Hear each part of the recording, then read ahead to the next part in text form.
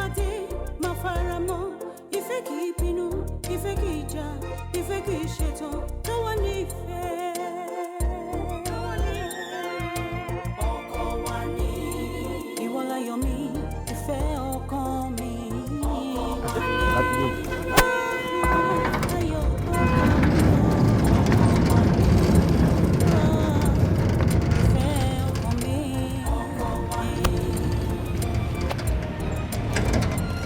Bravo.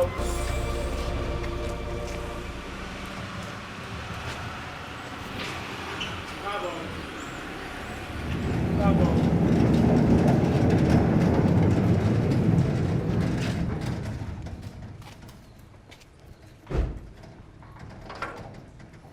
Bravo.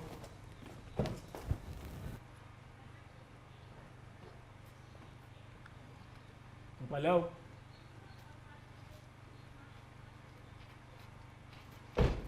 Sir. Olórí mi ọkọ mi. You are welcome, sir.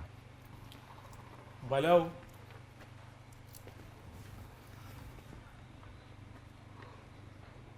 Okay. Abi se ruwa nmo to ka wa ko.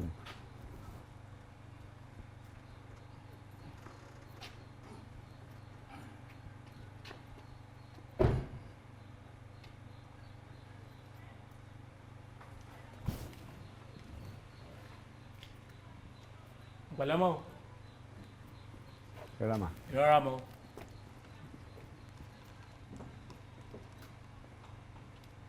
Ẹ káàbọ̀ ọ̀gá. Ọ̀gá àwọn ọlọ́pàá tiẹ̀ sọ nínú ìsìn pa kíní tinted. Wọ́n ní wọ́n máa mú yàn. Àwọn ọlọ́pàá. Wọ́n sọ bẹ́ẹ̀.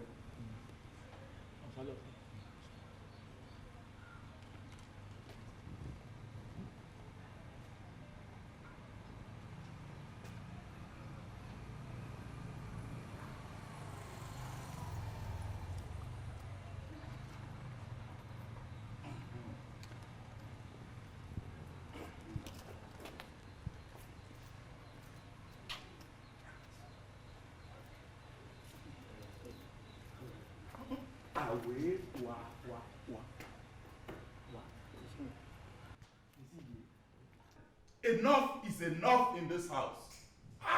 Ariwo Ishani, can someone explain to me what is going on in this house? Tó jẹ́ pé mo ti rán látàárọ̀ lẹ́nu gate, ariwo ṣáàlẹ̀ kan pa. What is wrong with you?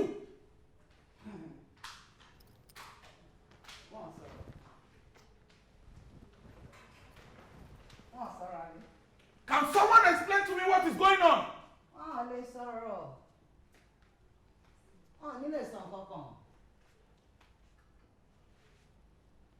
Because tán bá ṣàlàyé nǹkan tó fa gbogbo ariwo yẹn fún ẹ, ìwọ fúnra rẹ ojú àti ẹ ṣé mo pa àwọn ìyàwó ẹ aláìní tìjú ni wọn.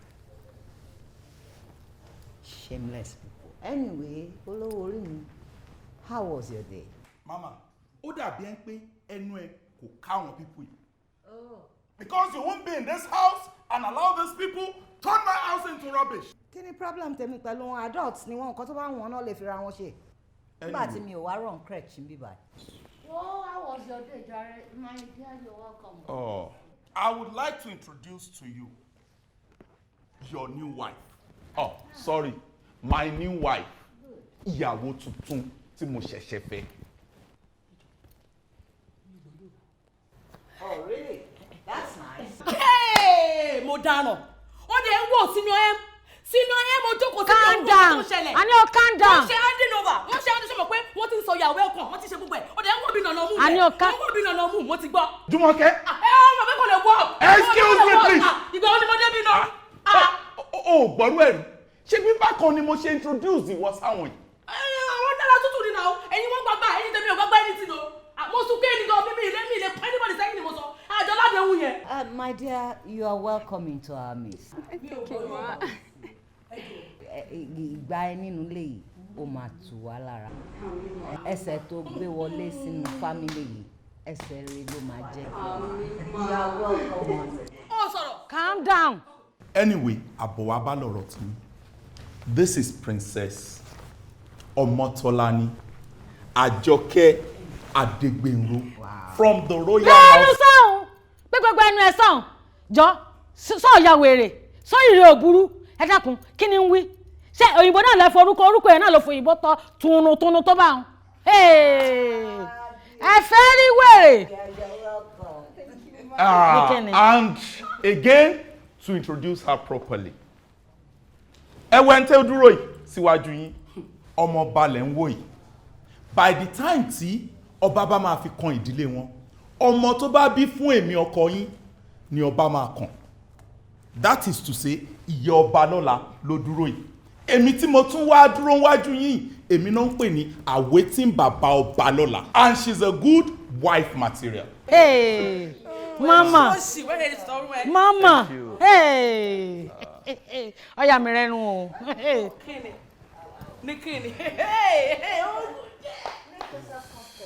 Thank you, ma. Mo dẹ̀ kẹ́yìn náà ẹ̀yin ìyàwó mi. Kayọ kò ní yọ bí mo ṣe sọ fún ọ. Kò lè ní yẹ. Ó sì òfò ni. Ó máa ṣọ́ọ̀bù. Àbọ̀dé ilé ìburú ni. Ó máa ṣubú dànù. Ẹ take it easy. Ọmọ tẹ́ ń wò yóò lápọn. Kò fi bẹ́ẹ̀ gbọ́ yóò bá dáadáa ìlú òyìnbó náà bí sí. Ẹ wo gbogbo bó bá ṣe sọ pátápátá ní kẹ́ bá mi gbà. A lè bá gbà bẹ́ẹ̀ bó ṣe wà yà á kọ́ Yorùbá tó bá jẹ́ yẹn ni. A kọ́ ẹ sódà àwọn ata dúró yìí. Especially èmi kiri burúkú tí mo dúró yìí. Ìyálé la jẹ́ sí ẹ. Màláìkà káì màláìkà. So o ti gbàyàwó ni tó fi sọ pé o sọ pé ìyálé lọ jẹ́ sí. Àwọn tó máa ní kò lè níjà kò ní lágbá fún ẹ. Ìyálé ògùn fún mi ní kò ní lágbá fún ẹ. A fẹ́ yàwó. A fẹ́.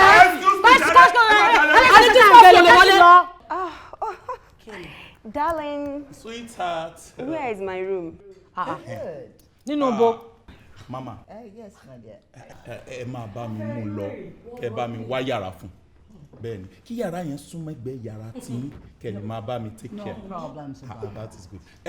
Baby mi wà á tẹ̀lé ìyálé ẹ̀ wọ́n á lọ bẹ́ẹ̀ wá yàrá sọ́wọ́. Thank you. Ẹ máa excuse me. Wá lọ síbo níbo òpó dọ́jọ́. Mo fẹ́ fi mí lẹ́jọ́. Ṣé ọ̀rẹ́ ṣé òwò rọ́ṣà ni mo ní ṣé òwò rọ́ṣà ni. Rọ́ṣà báwo? Ẹ ti ẹ̀ dúró ná leave me. Ibo ni wọ́n ti gbọ́ pé wọ́n bá yàwó tuntun dorun rí. Nígbà tí ẹ for good 6 months àjọ wà nínú yàrá ni. Gbọ́nà in the next 2 weeks mo máa wà nínú yàrá ẹ̀. Kò possible. Anything tẹ́ bá fẹ́ ṣe. Kò fojú mi wo bí bàbá kò possible wà lọ 2 weeks pẹ̀lú tani. Ọ̀gá. Ọ̀gá.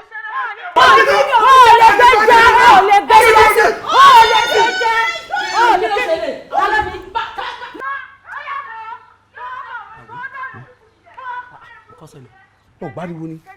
Onígbàdìwò mo lè pàtọ̀dọ̀ rẹ ní. Nígbà tí ìyàwó rẹ̀ sáré wẹ̀rẹ̀ kan lè tó báyìí ṣọ́ọ̀bù ọ́n níbi jẹ́. Níbo ló ń lọ? Ó lọ́ọ̀bì kankan.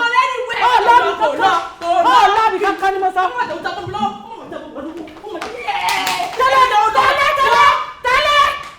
Tẹ́lẹ̀ wẹ̀rẹ̀. Àwẹ̀ ìwọ lọ́jọ́ ló jẹ́ àjọ mi lójú. Wọ́n ilé olórogún ilé ewu ilé olórogún ilé ìjàngbọ̀n ilé wàhálà. Ṣé dókítà recommend omi fún Ghanaian ṣe fẹ́ lọ́yẹ̀ tó ṣe mo débi wọ́n ti fẹ́ mẹ́ta o.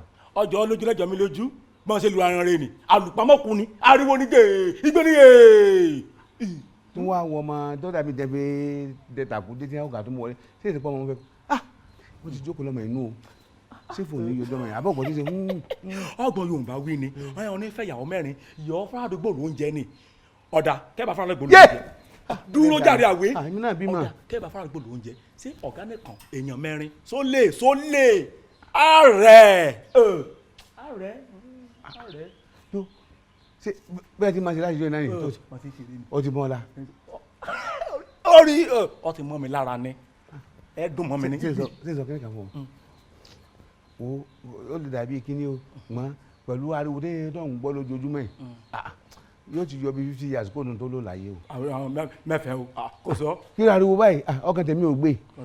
ẹ̀sùn àtẹ́lẹ̀ wọ́n ṣe lu aran rẹ ni. kí n tó bọ́ ta ọ burúkú ẹ̀ bá rà. kí n tó bọ́ tẹ̀mí mi ti fẹ́ fọ́ faranda. ọ mi gbọ́. má rẹ̀ rìn ní màá ń sunkún ni. ìsọmi sọkún. yàtí ẹkún rẹ̀ ṣẹkún dìsa náà ẹkún ìbílẹ̀ ni ó ti ṣe wú.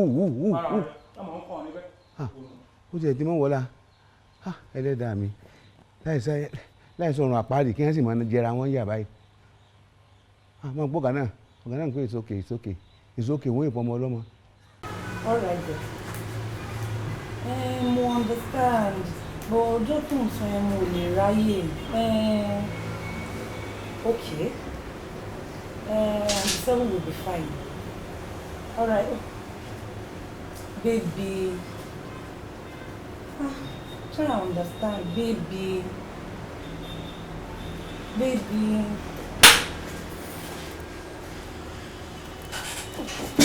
Ẹ káàárọ̀ ma. Ọ̀gá wà lọ́fíìsì wa. Mo tẹ́lẹ̀ ni. Jọ ṣọ́ wà pẹ̀lú ẹ̀. Inú ma ọ̀gá nìkan náà wà lọ́fíìsì wa. Ó dẹ̀ ṣọ́. Bẹ́ẹ̀ ni ma. Torí olórí burúkú àwọn dágbére fún mi nípa àwọn jáde. Fún má jẹ́ ṣe lọ́wọ́ ká mọ́ ní ọ́fíìsì. Rárá ma o, àwọn nìkan náà wà lọ́fíìsì. Oh my God! Kí lélẹ̀?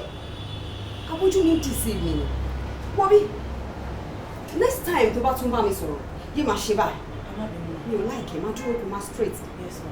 Àbí bó ṣe máa ń ju náà ni tó bá ti ń bá yín dé mi sọ̀rọ̀. Rárá ma o. Má try ẹ o. Má bínú ma. Ó wà dangerous. Because tó bá lọ ṣe irú nǹkan báyẹn, ó rà kó fẹ́ kó bá ọkàn mi ni. Ẹ má bínú ma. Okay? Yes ma.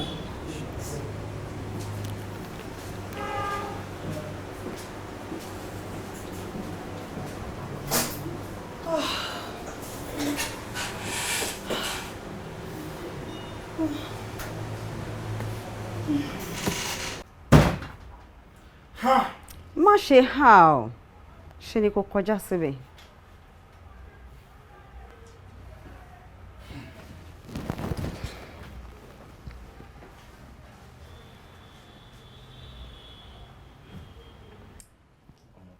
Yes. This is an office and I transact business in this office. Oh, kò lè dédé wá sí office mi kó kọ working at any time tó bá wọ̀n.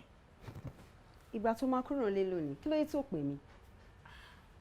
Ọmọtọ́lá, but we slept together. A jọ sùn papọ̀ ni.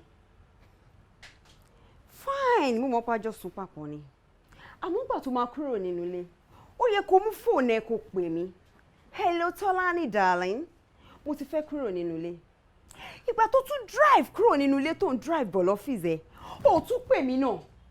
Ó tún wá wà nínú hold up, ó mú fóònù ẹ kó sọ pé my darling, mo wà nínú hold up ni o, má bínú o, ó tún pè mí. Ó tún gbà di ATM, ó pè mí náà. Ó tún wá dé ọ́fíìsì, ó tún jókòó, ó tún mú fóònù ẹ kó pè mí lórí fóònù pé hello Tọ́lání darling, mo ti wà nínú ọ́fíìsì o, bóyá o mọ̀. Ó tún ṣe yẹn náà. Ó dùn mí gan-an. Okay, Ọmọtọ́lá, I'm sorry. Okay. I'm sorry. So now, Ọmọtọ́lá, what exactly is the issue? Kí ló fẹ́ gangan?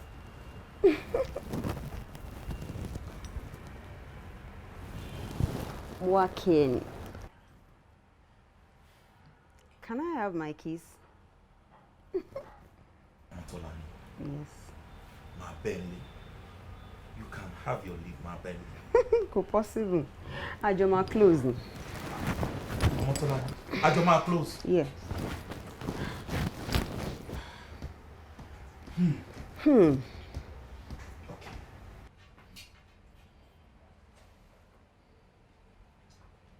Okay. Hello, sir. Yes, sir. Ẹ jọ̀ọ́, sir. Mo receive bẹ́ẹ̀ ni, sir. Mo receive emergency call kan ní ìsinsìnyí. Wọ́n dẹ̀ ní kí n sáré wá fún meeting kan, sir. Ẹ má bínú, sir. Ẹ mọ̀ pé kò ń ṣe wà mí. Okay. Sir. Okay, sir. Okay, sir. Ẹ ṣáà lè ṣe meeting yẹn lọ́la, sir. Ẹ travel. Ọ̀túnla iná wà, okay, sir. Ẹ ṣé, thank you, sir. Thank you, I'm grateful. Ọmọtọ́lá, Yes. mo ti close. Better.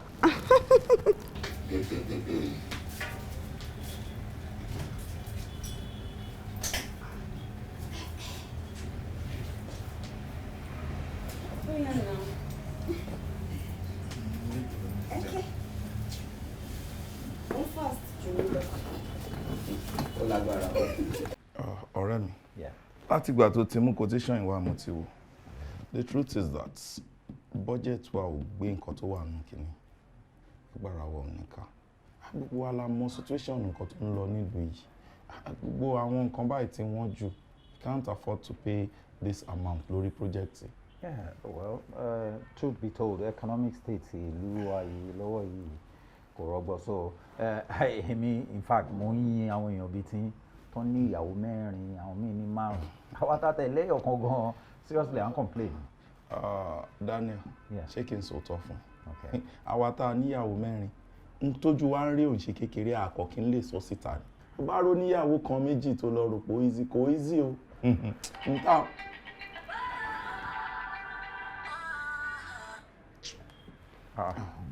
Kí ló dé gbé kọ́ ọ̀lẹ́ náà? Pick your call. Ọ̀rẹ́ mi, mọ́mì ni. Mọ́mì ni. Ṣé tó bá tẹ̀ jẹ́ lómi ni? Mo lè understand but mom sí ẹ̀. Mo mọ bó ṣe nífẹ̀ẹ́ wọn and then akitiyan wọn lórí ọ̀rọ̀ ẹ̀. I mean pick the call. Ọ̀rẹ́ mi, má dá mom sí mi lóhùn. She is just overly sensitive on little things. Nǹkan tí ò tó nǹkan náà máa ń kàkún. Ṣé bí lánàá ni issue kan ṣẹlẹ̀ nílé táwọn tí mo kó jọ sílé tán bẹ̀rẹ̀ sí fa wàhálà. Ibi tá a ti ń pariwo lọ́tún lósì lóhùn mi fi há wọ́n wá pè sásìkò ìgbà tó ń pè mí ohun mi tó ń gbọ́ lórí fóònù pé kò clear òun ló fà á láti àná yẹn náà ti mú mi pè èní lásán wọ́n ti pè mí kí n tó máa bọ̀. But that's the more reason why tó ṣe gbọ́dọ̀ gbé if not she's gonna be more worried. Wo ọ̀rẹ́ tí n bá gbé ń sìn wọ́n ṣe máa disturb mi tán máa pariwo ni excellency ṣe o ti jẹun excellency ṣe o ti jí excellency ṣe o ti sùn ṣé mo wá jọ ọmọdé ni. ìṣèdùnú excellency tó ń pè tí wọn náà dẹ̀ ń dáhùn ṣó di gómìnà síbi kan tí mo mọ̀ ń pa ẹ̀. Ọ̀rẹ́ mi for the fact pé mo propose láti jẹ́ gómìnà Louis for the fact pé mo bá wọn lẹ pósítà tó ń kọ vote for so for the fact pé mo bá wọn tiẹ̀ ṣe primary bó tiẹ̀ jẹ́ pé mi ò wọlé primaries mo gbọ́dọ̀ máa pera mi lẹ́xcellency kò gbọ́n tán sọ ni wọ́n ní if you can dream it you can have it. Seriously. Mo advice ìwọ náà kò bẹ̀rẹ̀ sí pè mí lẹ́xcellency. So nísìnyí torí pé you can dream it means you start calling yourself by that name. Impersonation ni o mọ̀ nǹkan tó ń jẹ́ bẹ́ẹ̀. Ìwọ ló rò bẹ́ẹ̀. Anyhow jẹ́ ká tiẹ̀ pa ọgbọ́n yẹn ti sórí proposal tó wà wájú yẹn whatever you're going to do you just doctor it and make sure it flies. Máa yọ 20%. No problem. You're okay with that? Just let it fly. Your governor. Eléyìí ti work. Your governor. Good. Káṣe mi àti àpò Your governor. Now you're talking. Máa tán rẹ̀. Àtó ìwọ gan fún rẹ̀ gan kó lè try láti gbá pòtì. Ṣé mo pẹ́ sí bẹ̀rẹ̀ kan sọ́nù nù lẹ́yìn lálẹ́ yìí o? Ṣé bíbí kan l'Àyìndé máa wà? Àyìndé wà nù lẹ́yìn, ó sá pamọ́ fún mi àbí? Ó sá pamọ́ fún mi àbí? Tẹ́lẹ̀ mọ̀ pé mi lórúkọ, ṣé mo pé mi ní gbà? Mi ò ní gbà èmi lórúkọ o. Anybody tí Àyìndé bá wà lọ́dọ̀ ẹ̀, wo mo ń bá ka yín mọ́ bẹ̀. Ẹni mọ̀ pé mi fi ọrùn mi fi ṣe rárá. Ẹ wá fẹ́ máa fọ́nrún mi dùn mí. Ó ní ní ọ̀sẹ̀ kan, mi ò ní gbà.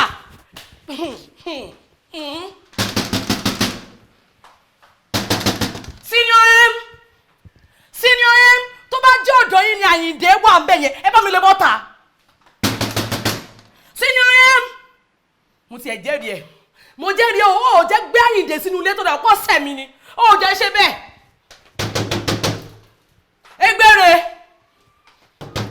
Egbére wàá sọ pé ò gbọ́ pé mo ń kanlẹ̀kùn tó bá yẹ pé ọ̀dọ̀ ẹ lọ́kọ mi wà á bẹ́tà kó sílẹ̀kùn sí kó bá mi bú nǹkan mi bọ́ta nítorí pé mi mo ní lọ́sẹ̀ yìí ó mọ̀ pé orúkọ tèmi ló wà lórí rósítà mi ò fi ọrùn mi ṣeré o kẹ́nìbọ̀dì má bá mi dọ́dọ̀ kú dọ̀wọ́ o. Ó dáhùn àbí ogun máa ṣẹlẹ̀ ní èní lálẹ́ yìí máa pa somebody mọ́mì wa mo fi tọ̀wọ̀tọ̀wọ̀ bẹ̀yìn torí Ọlọ́run tó bá yẹ pé ọ̀dọ̀ yín ni Àyìndé wá ẹjọ́ bá mi káàtọ̀ kúrò lórí ẹ̀ ẹ jẹ́ kó bọ́ síta. Mọ́mì wa ṣé kò yẹ pé ọ̀dọ̀ yín láyìndé wa tó yẹ pé abẹ́ yín ló ti ń dún ẹ bá mi lè bọ́ta o. Wọ́n dá mi lóhùn wọ́n fẹ́ sọ mí di wèrè everybody ò dá mi lóhùn ẹ ṣe bí ibi bíi because àná Àyìndé wà nù gbogbo bíbá ní ọ̀sẹ̀ tó kàn mí tó yẹ pé mi lórúkọ kò sí wàhálà ẹ wá bọ́ta ń bíbá gbogbo yín ẹ wá bọ́ta ń bíbá ẹni tí bá ká Àyìndé mọ́ lábẹ́ tó yẹ pé yàrá ẹ̀ l'Àyìndé ti fẹ́ bọ́ta ní ibi bá máa pa onítọ̀hún lọ́rùn mi lọ́sẹ̀ kan tí ò tó mi ọ̀sẹ̀ kan tí ò tó mi àgbo àti lọ tẹsẹ̀ bọ́ ṣòkòtò kọ́nà lálẹ́ yìí ẹ fẹ́ kú ẹ fẹ́ gbé ẹ ká mi mọ́ bí anybody tí bá ká mọ́ lọ́dọ̀ ni mo sọ máa yí àbàjẹ́ lómi lọ́run tí ò tí tó mi orun tí ò tí tó mi ọ̀sẹ̀ kan tó yẹ pé mò ń mọ̀ bí kọ́ bá mi extend wọ́n sọ ma bá mi jẹ́ nù ẹ̀ Àyìndé. Aláyìndé ta ni nínú wọn tí ò fẹ́ jèrè ara ẹ̀ débi tó fi máa jèrè ẹ tó ń fún ẹ ní wàhálà tó ń fún ẹ ní ìdààmú ọkàn. Màámi, ẹ mọ̀rú ọmọ tẹ́ ẹ ní o. Ẹ mọ̀rú ọmọ tẹ́ ẹ ní o. Ṣé rí táwọn people ìbá continue láti máa constitute nuisance nínú ilé mi, I will send them out of my house and get new wives. Bẹ́ẹ̀ni, mo máa fẹ́ yàwó tuntun mi wọlé. And àwọn ọmọ tó wà responsible, tó ní lárí, tó lálùbáríkà ni màá fẹ́ wọnú ilé. Kò sígbà tí mákù ò ní kú. Kaná ń takú tọkọ. Kò sígbà tí mákù ò ní kú. Àwọn ọmọ tálákà kan hàn. Àwọn ọmọ tí ojú ọ̀rọ̀ lárí. Tó ń wá sílé ọlá tó máa ṣe gàlè. Ìwọ ló sì fàyọ̀ fún wọn. Tí ò bá jẹ́ bẹ́ẹ̀ ni. Àwọn ọmọge pọ́ńta.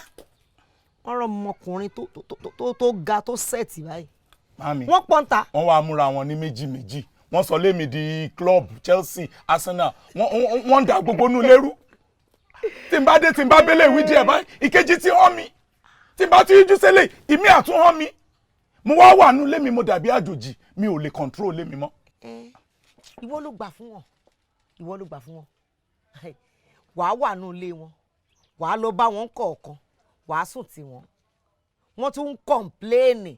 Màámi ẹ tún wá mọ tó fọ́nì. Àní wọ́n tún yí róstà. Ọ̀tọ̀ lẹ́ni tẹ́ máa bá ń bẹ̀. Ngbẹ̀ bá jí láàárọ̀ tẹ́ ti rò pé mo pé ló kàn. Ngbẹ̀ bá máa wo róstà, wọ́n ti parẹ́, wọ́n ti kọjú mọ̀kẹ́. Ibo náà ti ń ṣerú ẹ̀. Àlórí wọn ò pè sẹ́ẹ̀. Orí wọn ò pè. Òótọ́ ọ̀rọ̀ lèmi sọ fún ẹ yẹn o. Ṣé o ti gbọ́ mi? Ìwọ ṣá máa wò wọ́n ràn. Sọ fún wọn pé mò ń bọ̀. O tiẹ̀ lè má sọ fún wọn. Èmi ń bọ̀ o. Èmi ò lè jẹ́ kán pa mí ní ọmọ. Ọmọ kan ṣo tí mo bí. Tí mo tọ́. Tí mo jìyà lé lórí. Bàbá ńlá kù bàbá wọn. Wọ́n wá jẹun ni. Tí ò bá dẹ̀ tẹ́ wọn lọ́rùn kan lọ hug transformer. Kan wá bí gbà lọ. Bẹ́ẹ̀ ni mo sọ fún ẹ. Sórí tó bá ti délé ìwọ ṣáṣì bẹ́ẹ̀ ni pé orí nǹkankan. Èmi fúnra mi ń bọ̀. Mo ń bọ̀ bí ìjì ni. Wọn ò tó bẹ́ẹ̀ wọn lẹ́nu bẹ́ẹ̀. Orí wọn ò sí bẹ́ẹ̀. Àmì ẹ má pẹ̀kẹ́ tó wà o. Mi ò ní pẹ́. Ẹ má pẹ́ o. Kíní kan ni mo tiẹ̀ tún fẹ́ wá sọ fún ẹ. Láti èní lọ má tún jẹun wọn mọ́. Ìyẹn tún kọ́. Má tún jẹun wọn mọ́. Wọ́n máa wọ oògùn ọ̀fẹ́ kiri Ọlọ́run má jẹ́ kán pa ẹ fún mi. Màámi ẹ má wọrí. Jẹ́ ń wọrí. Màámi ẹ má wọrí. Ẹ jẹ́ mú búrẹ́dì eléyìí ti tó. Mo máa gbé páàkì mọ̀tínà fún ẹ wá. Òun ló máa jẹ tó máa títí máa fi dé. Màámi mo ń lọ sọ́fíìsì mi ò lè dúró gbé mọ̀tínà. Wọ́n ní àní onísùúrù. Mi ò lè dúró gbé mọ̀tínà màámi. Wàá gbé dúró. Màámi ẹ láìkì wàhálà ẹ jẹ́ àlọ́ ẹ sílẹ̀. Mo láìkì ẹ̀ kú. Wàá gba mọ̀tínà lọ́wọ́ ọmọ mi.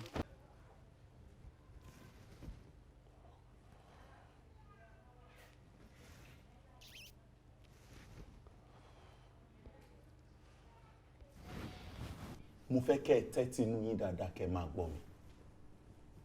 Ẹ wo bí òṣì lẹ́ ń ṣe o. Ẹ ò dẹ̀rẹ́ ní bá yín sọ̀rọ̀ wípé òṣì lẹ́ ń ṣe.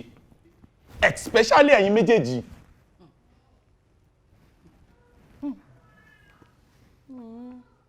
Dádì ìkíní ṣé ẹ ti sọ̀rọ̀ tán àbẹ́ sọ́sẹ́kù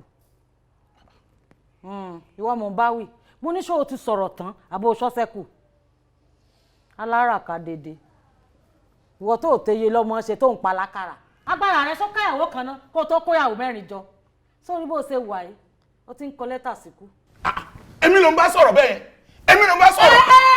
Ní sùúrù náà ṣó fẹ́ nà ni o fẹ́ nà sínú ẹ̀mí tó lè pa kuru mọ́ sí òun ojúmọ́ òun fẹ́ fún mọ́ ọmọ pé mi lọkàn ìyá ẹ̀ máa bú ẹ̀ sí ti máa ná ọmọ pé àṣẹṣẹ máa nọra wa máa nà tó fẹ́ nà ni ìwọ fọwọ́ kàn máa ní gbòòlù ẹ̀ fọwọ́ kàn kí n di gbòòlù ẹ̀ yóò sá fún mi wéré. Mama ẹ máa gbà mí abẹ́ ẹ̀ rí pé wèrè làwọn eléyìí ni ẹ rí pé ayé àwọn eléyìí ti bàjẹ́ ni. Abẹ́dẹ̀ wàá gbà mí ké. Àbẹ́ ẹ̀ máa gbọ́ mi. Má gbé ṣọlá wọ́n ṣe ogún nǹkan tó ń sọ ogún nǹkan tó ń sọ. Kí ló ti ẹ̀ ń ṣe mọ́ mi ìyàwó junior náà?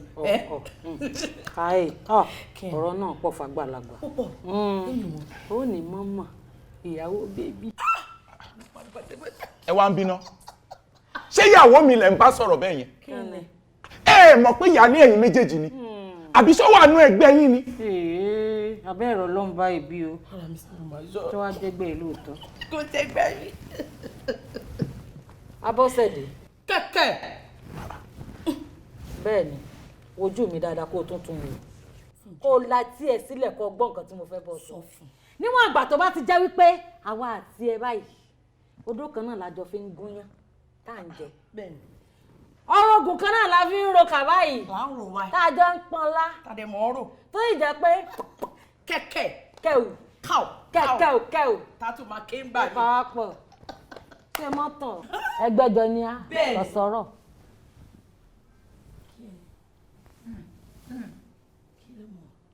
All right. àwa kúrò rí tí iná sẹ́ kànga. eégún lẹ́yìn ọ̀gá kí ló jẹ fẹ́ǹsì wo nǹkan ọ̀hún. Love you too, baby. Love you more. ayé yìí pẹ́ bàjẹ́ o. So you need to get used to them. I'm used to them, so I really don't mind them.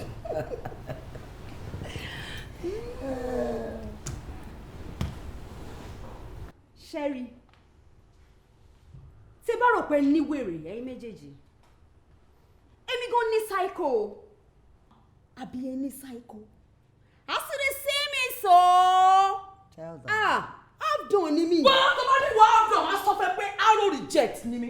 wọ́n reject mi láàrọ̀ òní. Mo máa ti àbúrò dúró nínú. ìlú lélẹ̀ kí ló ṣe máa ní gbòòlù yàrá Wọ́n ti dúró nínú mi lọ́wọ́. kí ni èmi bá dá dúró kí ló ṣẹlẹ̀. Let me give them. Give it to me. wọ́n bí alájà ẹ̀dá wọ́n bí ẹja wọ́n bí alájà wèrè la kí ló ṣe wèrè kí ló ṣẹlẹ̀ máa nà pé ọ̀sán fún máa ń pa àyàn máa pa sínsìn tí máa lọ sí máa pa èmi kan parí gbé Come on, girl. Come on, girl. máa pa ẹ̀yin màmá ẹsẹ̀ pẹ́.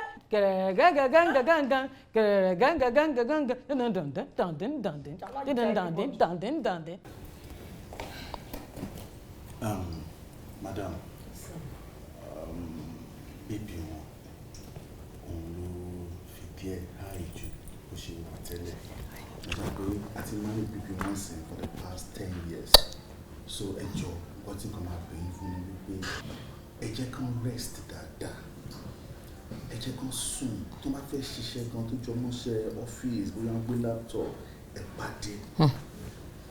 At this time you force me to rest. Then kó tó jí lórí bed ẹ ti bá wọn po tíì ọmọ tíì kókó wọn balẹ̀ kẹ́kẹ́ fún wọn tó yẹ yín kẹ́ ẹjọ́ sáà bá wọn lórí bed. Orúnkún ni ọkùnrin just close your eyes and listen to good music tó bá yìnbọn tó máa relax nìyẹn. So tí ẹ bá jẹ́ music person ẹ lè wo film ẹ lè bá wo film tó máa jẹ́ bí horror àbí tó lè máa ní káyà sókè ẹ wo tó yẹ pé bí àwọn fantasy movie tó kàn máa jẹ́ kí inú yín dùn ọ́ọ̀tù. ẹ ṣe dókítà ẹ kú wa tó rán látàárọ̀ ọmọ àgbà lẹ́jẹ̀ o ọmọ àgbà nìyí torí pé tẹ́ ẹ bá ń wo ṣẹ́ báyìí ẹ mọ̀ rí hàn ọlọ́run kúkú ṣe ibi òjò sísí náà lẹ́nà àdó yín sí bẹ́ẹ̀ ni àwọn tẹ́ ẹ lè bá sọ̀rọ̀ náà lè ti kọjú ọ̀rọ̀ sẹ́wọ̀n àwọn gangan ni àwọn igi wọ́rọ́kọ́ ti ń dà náà rẹ̀ àwọn náà lọ̀rọ̀ ló yẹ ká ẹ sọ gbogbo ẹ̀ fún. àbí nítorí ńgbà tí àwa ti wà ń bí ọkọ wọn ní IBP rárá lẹ́yìn tó dé iná ni gbogbo àwọn màgòmágó bẹ̀rẹ̀ sí í ṣẹlẹ̀. rárá. ẹ jọ máa ṣe ní gbogbo ìtẹ́ ìṣe ó tún máa jẹ́ kí wọ́n máa ní kó sàtìsọ pé ẹni sùúrù ìyẹn náà ó tún máa jẹ́ kí blood pressure wọn kó máa. mo kàn ń ṣàlàyé fún yín náà ni pé ẹni tó yẹ ká ẹ sọ fún náà lè sọ fún. Doctor, yes sir. can you just place me on admission? kí ni. Excellency. Actually, if I'm making place on admission, but if you ṣe rí ìsìnkú warrant ká gbé lọ hospital, ó kàn máa dàbí pé mo fẹ́ gbowó lọ́wọ́ yín lásán. Bá ní pé kí n fi ilẹ̀ for like 3 days to observe you. Tó bá ní normal, fine.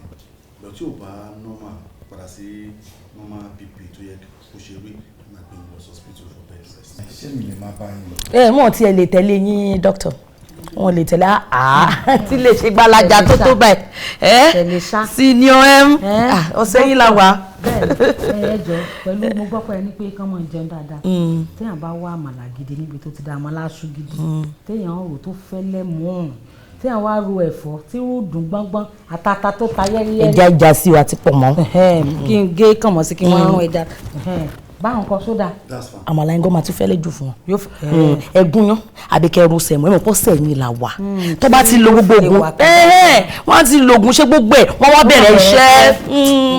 orí ẹ pé jọ́njọ́n. ẹ jọ máa tẹ bá ti wọ ẹ̀fọ́ yẹn fún ẹ má lo red meat because of the cholesterol ṣe gbọ́ ẹ lo bí ìgbín pọ̀nmọ́ yẹn náà dá.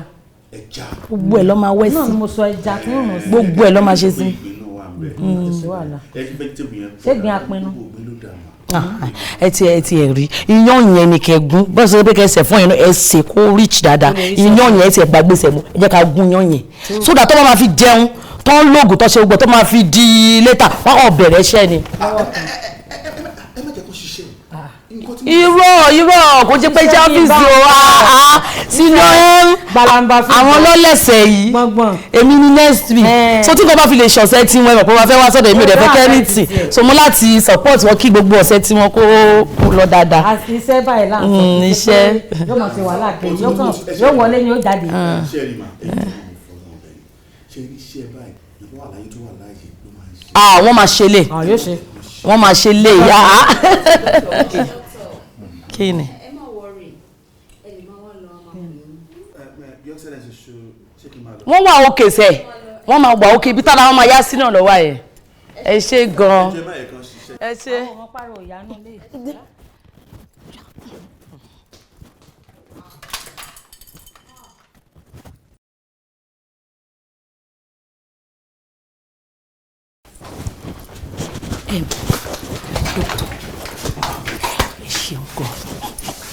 ṣe gan ẹ̀wọ̀ ọlọ́run àdúró tẹ̀yìn náà bẹ́ẹ̀ ṣe sọ̀rọ̀ ẹ̀ gẹ́lẹ́ bẹ́ẹ̀ ló ṣe.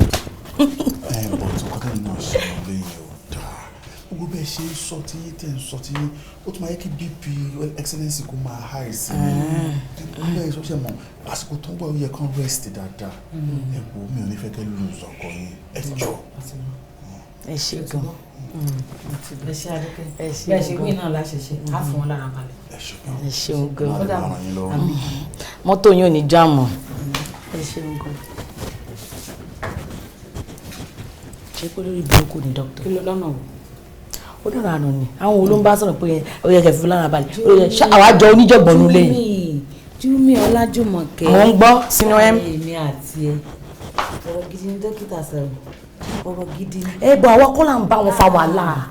ní ìdí gbogbo eléyìí báyìí ṣórí lọ́wọ́ tá a wà tí n bá ti ń gbégbá kó máa gbàgbọ́n tí n bá ti ń roka kó máa pọ̀kọ́ tí n bá ti ń tọ́tí kó máa ṣe kíní kò ó yẹ ká mójútó ní báyìí kódà tó bá kú ní ìsìnṣẹ́ tẹ Ọlọ́run kó tí ẹni kú báyìí eléyìí ni ó lọ yóò lọ fún wa ó máa lọ tá a bá ń gbọ́ wájú tá à ń gbẹ̀yìn tá à ń sọ oúnjẹ tá à ń ṣe gbá tá à ń ṣe pẹ́pẹ́ fún ó rí kí fúnra ẹ̀ ní ó lọ. ṣàròrò tẹ̀sán náà ti ní mind ẹnu tí bàtà ń sọ̀rọ̀ oúnjẹ ní ilé tí mo sọ pé a máa gúnyán kárọ̀sẹ̀ mo ṣe pé ká ni mo sọ ká mo ti mọ̀ pé àjọ fẹ́ tẹ̀sẹ̀ bọ́ ni. ó ti dájọ́ ṣe orogún mi. confam. My dear. Ibo ni ìyàwó mi wà. Ìyàwó mi princess mi tí ó kẹrẹ̀ wá jẹun àwa tí ń jẹun lọ́n ti wa o. Okay, I'm coming. Níṣẹ́ ni kó máa fi mú sọ̀rọ̀ ńbẹ̀ ṣó ti gbọ́n. Báyìí ṣe bọ̀ síbí. Àwọn kan ti wà níbi tán tán máa jẹ gbẹ̀ tán. Ṣé lọ́dẹ̀ mi ṣẹ̀yà báyìí? Ṣẹ́dé ṣe bèrè. Ṣé mo tún ṣe bí mo ṣe pé kó wá jẹun? Ẹni èmi máa jẹ oúnjẹ everybody. Mọ́ mi ṣe ń gbọ́. Ṣé rí bẹ́ẹ̀ yẹn? Má bínú ọkọ mi, ìwọ náà mo pé má fàgbà rẹ̀ wọlé ni.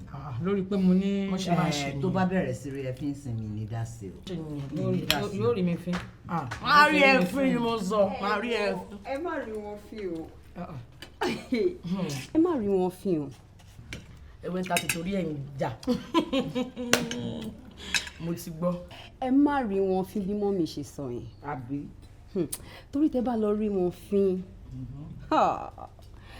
Number one, mo máa lo ipò mi as princess.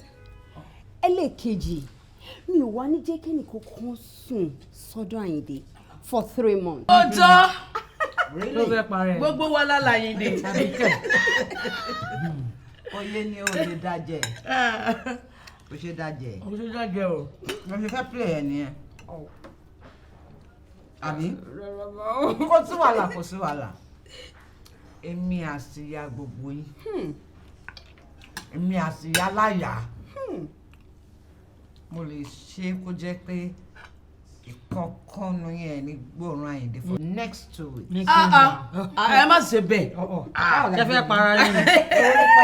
Ẹ lọ jókòó jàre. Gbogbo ọlọ́láyìndé. Táwọn ilẹ̀ fún wa. Ẹ dúró. Abíamọ ni gbogbo yín. Of course. Wọ́n dẹ̀ sọ wípé abíamọ ò kí ń jẹun tán. Bí ro eléyìí kọ. Ẹ jẹ gbogbo oúnjẹ yìí kù fún mi. Ló fẹ́ para ẹ̀ ní. Abùnbùn tán láyìndé. Lẹ́ni kò lè dá jẹ́. tó bá ti dájẹ́ ni èmi ò ní pé gbogbo yín pé kí wọ́n bá mi jẹ́ bẹ̀ ṣe bẹ́ẹ̀ mo kọ́ dájẹ́ wọn. ẹ látẹnumọ́ èwo ni. má látẹnumọ́. mo sì kí fẹ́ mọ̀ bá wọn. ó dàbí ọ̀rọ̀ Táíwò Kẹ́hìndé ni ṣé o mọ̀ pé títáyé bá wá wọn ló máa ń sọ̀rọ̀ kan ló máa ń jẹ́ kí Kẹ́hìndé padà títáyé bá sọ pé ayé dùn Kẹ́hìndé àṣẹ wà wá títáyé ò bá táyé wò báwo ló ṣe fẹ́ mọ̀ pààyè dùn. nígbà tó tún wá dọ́tọ̀ òwe nígbà tó lè tún wá sọ fún yín pààyè dùn yẹn ò ní pé kẹ́ wá starve ẹ̀ pé kó náà má lè ọmọ kí mọ̀ kàn wọ́n dàgbà. ọ̀kẹ́ o ní tèmi o. ṣé wàá rí kọ́kọ́rọ́ Àyìndé ọwọ́ mi ló wà mo dẹ̀ máa tọ́jú ẹ̀. irọ́ ni kọ́kọ́ lá ní spẹ́ẹ̀kì lọ́wọ́ àṣírí rántí. Kẹ́mi tún wá làmọ́ yín ìwọ ní kọ́kọ́rọ́ Àyìndé lọ́wọ́ ẹ̀yin ní spẹ́ẹ̀kì master key everybody ọwọ́ mi ló wà. Big mommy. ó ní màmá nìkan. ó yẹ kó yẹ yín jù ó ní màmá nìkan. màmá fẹ́ gbà. màmá fẹ́ gbà.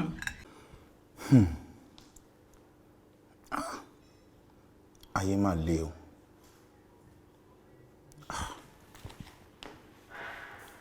ṣé mi ò ti wá ṣẹlẹ́yà báyìí? ṣé pé mámà náà ó lè gbà bọ̀dẹ̀ pẹ̀lú Júmi àti Mọ́pẹ́?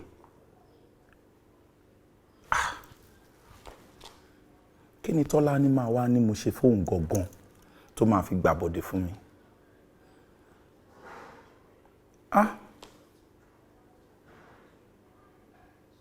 ara ohun tí máa ń sọ fún ìyá Yínká rèé o. ara ohun tí máa ń sọ fún ìyá Yínká rèé o.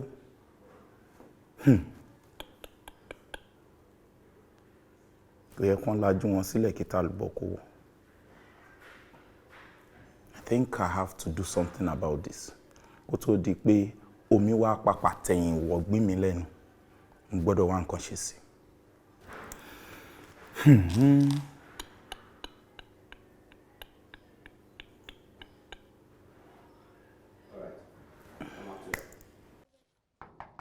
ẹ ṣílẹ̀kùn o. ẹ pẹ̀lẹ́ mọ́. ẹ lẹ́ o fẹ́ wọlé ni. mama ẹ má bínú torí Ọlọ́run táǹtẹ̀bù tí wọ́n fún mi ọjọ́ Friday lọ́gàá máa ń háwó fún aláìní. aláìní báwo ṣé mo jẹ aláìní ni. mọ́mí kí là rí rí ẹlòmíà máa gun mọ́tò kan tó ti máa tọrọ owó sẹ́yìn òjò union àwọn alágbe ni tẹ́ ẹ bá jọ union alágbe ẹ̀ mọ̀ pé róò nìkan níjọ́ tó yẹ wá tẹ̀ tó máa gbẹ́rù dání kí la fẹ́ gbé báàgì ìlàjì ráìsì lọ́gàá hàn nìsín ẹ wá lọ gbé travelling báàgì lọ. àbẹ́ ẹ̀gbọ́n kan tó bá mi sọ ó dá lọ́ba wọn nílé kó lọ ṣàlàyé fún wọn kó sọ pé mọ́mí wà ń ta. mọ́mí ẹ bára less privilege lẹ́yìn náà ẹ tún wá múra kankan bí eléyìí ẹ wo wàhálà yín ló jà lọ. ó mà tilẹ̀kùn mọ́mí kẹ́. no problem.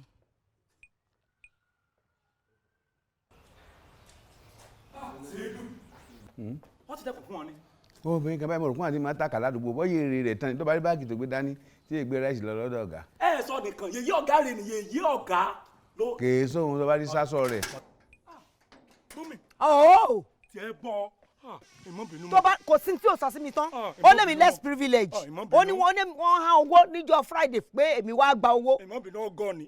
ó dà kò burú ó dìgbà táyìndé bá dé. kí ló dé ń wò mí báwọn ṣé ẹ má ṣiṣẹ́ mi ni. mami ọ̀fíṣíà. ẹ rà mà ẹ rà mà ẹ kò ṣe mà. ọ̀gá wo àbọ̀ abálọ̀rọ̀ tiẹ̀ mami ẹ já lọ. ọ̀gá ìmọ̀ ẹ já lọ mami. àbẹ́ ìwà gbà mí. ṣá máa wòrán tiẹ̀ máa wòrán tiẹ̀ o. ẹ ṣe àwòrán mami ẹ lọ. tiẹ̀ bọ̀ ayé rẹ̀ ya yèyí ọ̀gá. wọn náà wo sátọ sí sátọ lè bọ́ gàdí ara less privilege lèmi pẹ̀ ń pé wọ́n máa gbé báàgì kí báwọn. dákẹ́ ìrún rẹ̀ jàre aṣọ lákọ̀ọ́lẹ̀ èèyàn ló lá ṣe gbogbo ẹni ọba rí lèèyàn fojú kọmọ náìsì ó ti yí ọ. nǹkan ọmọ náìsì wọn mo èmi bí wọ́n ṣe ṣe náà ní ọ̀gbọ́n wọn ò wé gèlè àti wà tó tún sọ pé yèyí ọ̀gá mo wá pé dèbò lọ sọ ẹ̀. àbí ìwọ ló mọ̀mọ́ ṣàánú mi o imú mi tí ọmọ gbóòórùn èèyàn láì gan nǹkan ńlá ni bọ́ọ̀lù ti dàìṣẹ̀dá mú mi gan òye mi. káwọ́ọ̀sì gbòtòtòtòtò ngbà tí mo sì sọ fún mi mo ṣe ti palẹ̀kùn dé mọ́ wọn lẹ́sẹ̀ tí mo sọ. tiẹ̀ ti bá ẹ o. èmi ló fi kọrin ọmọ ẹ̀yin fẹ́ sà tí wọ́n bẹ dá mi dúró náà dáwọ̀ náà dò torí alákòóbá ni ọmọ pé wọ́n ṣe gbà mí mo sì ṣàlàyé fún ọ mo rẹ́ nìkan rí jáńjá lẹ́nu ọ̀nà pé kò ní sásọ̀ báyìí pé màmá yẹn mọ́mí rí táìní báyìí pé ẹni adó bẹ̀ pé wọ́n pọ́n yé olórí burúkú drop out ó lò sí wọ́n ń nú ọ̀kẹ́ ayé rẹ̀ ní bó ṣe wà.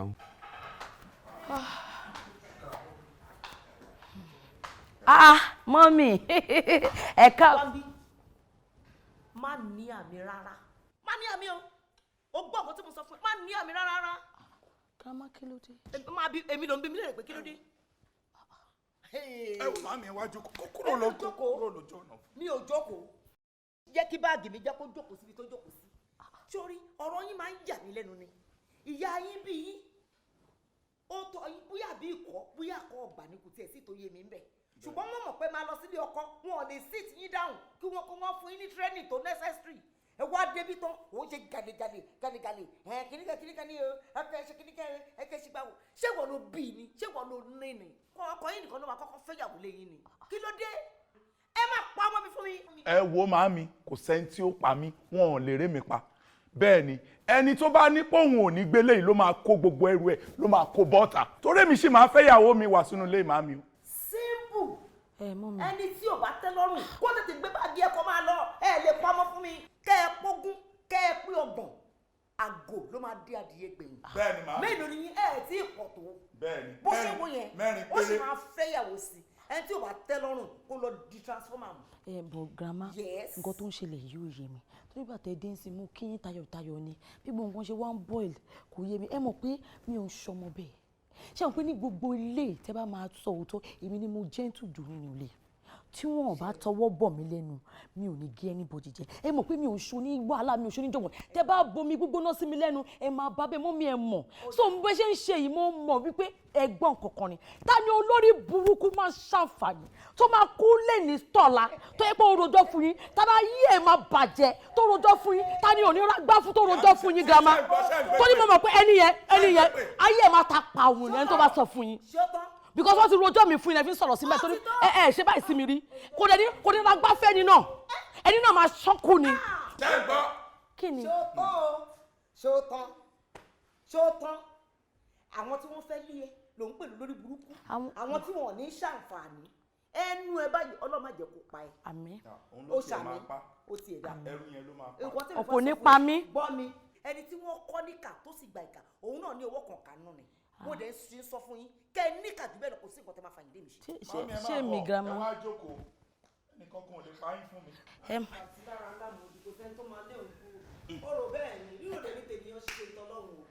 Mọ́mì bẹ́ẹ̀ ṣe ń bínú yìí ó dá mi lójú pé èèyàn kan ló rojọ́ fún mi because ẹ ń ṣe báyìí tẹ́lẹ̀ ẹ dẹ̀ mọ̀ pé tí ń dàgbà ṣé ní bẹ́ẹ̀ ṣe wà yìí ẹ má jẹ́ kí kẹlẹ́ máa ní ẹ̀jẹ̀ ríru ṣé ń bá yín get tí ìgbógbóná kẹlẹ̀ calm spirit yín tí ìgbógbóná hot tea. kí ló wí ná èmi ti ń dàgbà àbẹ́ gbọ́ǹkan tó bá mi sọ. ṣé o fẹ́ pàyà mi ni. o fẹ́ rọ mi sí kòtò láti ọjọ́. mọ́mì ẹ ti dàgbà náà. o fẹ́ rọ mi sí kòtò ni. o fẹ́ pa mọ́mì mi. ẹnikẹ́ni tó bá ro kúrò mi kò ní jèrè ọmọ. àṣẹ màmí àṣẹ.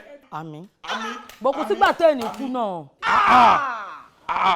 gbẹgbẹgbẹ gbogbo ẹnu burúkú ẹ sọhùn. Ayinde o ṣe mistake. mo ṣe mistake. ẹni yóò ṣe wife material o. mo ṣe mistake màmí. wọ́n á pa mí tí ìbá ti kú. wọ́n á pa mí kẹ́lẹ́ kò sí kankan ní tó máa jèrè Ayinde. o tó kó sọ fún yín. kò tiẹ̀ sí kúkú kan lójú yín bí kò ṣe yíyẹ kò sí ẹnì kankan tó tó yín pa. ẹ ọkọ mi Ayinde ó yẹ kí ìwọ náà mu tí ìgbóná mi nǹkan sí mi mọ ṣé ìwọ náà máa mu tí ìgbóná. tí ìgbóná mo rò borí ẹ ti burú tí ìyẹn ni kò gbé lọ lé lọ bá yẹ kó mú kó kú dànù sọ́run. kò ní bẹ́ẹ̀ sọ fẹ́ anybody tó bá ṣẹ̀kẹ́ mi lọ. lọ pe àwọn tó kù ẹ wá fún mi lọ pe wọn wá. ṣáwọn. èmi ọ̀nà yìí tó bá jẹ́nu wọn. gbogbo wọn máa ti jáde oníkálukú ti lọ ètò lọ ṣọ́ọ̀bù ẹ̀ tó lọ sí ṣe fàájì ti lọ gbogbo wọn ti jáde kò sẹ́nibọ̀dì ńlẹ̀. kò lè ibi yìí ni gbogbo yín ti máa wá bá mi tó bẹ́ẹ̀ ni. ó jù bẹ́ẹ̀ lọ má dẹ̀ máa rò mí lẹ́jọ́ tí má ti bẹ̀rẹ̀ question lọ́wọ́ ẹ̀ kí ni kàtìkàtì náà. Màmí àìlẹ́kọ̀ọ́ ni. wọ́n náà tó kùdà sọ fún mi pé wọ́n lọ dé yóò tó bẹ́ẹ̀ ní wà sálẹ̀ jọ́ sọ. àìlẹ́kọ̀ọ́ ni màmí ṣé ẹ ti wá rí i pé gbogbo ohun tí mò ń bá yín sọ kò sí rọ rárá ń bẹ kò sí rọ ń bẹ o. èmi mọ̀ mo dira wá fún wọn ni. Màmí sample lélẹ́yìí o. ta ni. ìtó tún ya wèrè jùlọ ó wà. wọ́n máa bá mi bì. dàgbà yẹn mú mi ẹ máa calm down ẹ jẹ́ kí mi bá yín gbé. gbé báàgì màmí lẹ̀ báàgì màmí lẹ̀. má gbé wọ́n gbé wọlé tán wá lọ mú báàgì tù. ìgbà tẹ̀dẹ̀ ní kí n má bá yín gbé lápò burú. Màá bá yín gbé kékeré gbà yín. Mo gbé màá mi ẹ sílẹ̀. Má jò ó bẹ́ẹ̀. Màá mi ẹ sílẹ̀. Má gbé gbọ́gbọ́. Má jò sí yọ. Jumi! Jumi! Bagbe. Hello, Uncle Don. Mo ṣì wà ń bẹ̀. All right, sir. All right, sir.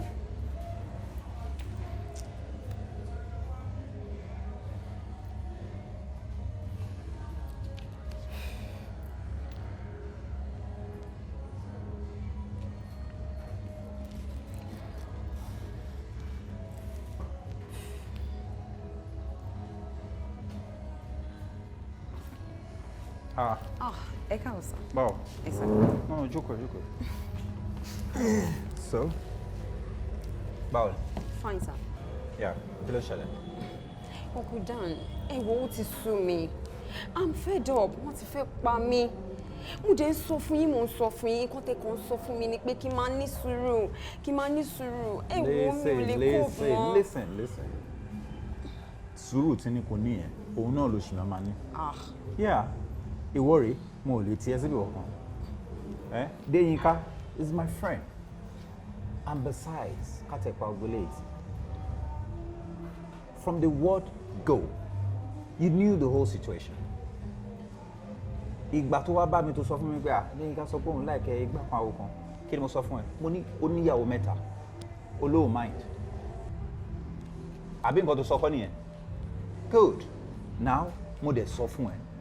Mo ní sure. Ó ní yes. Òun fúnra rẹ̀ kẹ̀dẹ̀ ó dẹ̀ pè é. Àbí kò pè é tó ń sọ fún ẹ pé òun fẹ́ lù ẹ́ láti fi tákùlù àwọn ìyàwó ẹ̀. Ó dẹ̀ sọ pé yes. Ó fara mọ́. Ìkìlọ̀ kan péré ló fún ẹ. Ó ní o gbọ́dọ̀ wà rude sí first wife ẹ. So now, sọ fún mi, what is your grouse right now? Ṣé máa jẹ́ kó pa mí ni? Mo ò ní pé mo fẹ́ kán pa ẹ́, but you knew. Ó mọ̀. Ó dẹ̀ sọ pé ó fara mọ́. Now, tell you, ṣé nǹkan tó yẹ pè mí gangan nìyẹn? Nǹkan tó yẹ pè mí nìyẹn? Yes. Ó dìde yẹ ká kúrò níbẹ̀. Get up. Ta ló wà mẹ́ẹ̀? Grandma. Rama. Yes, ma. Ẹ pẹ̀lẹ́ ma. Yes, ma. Yes, ma.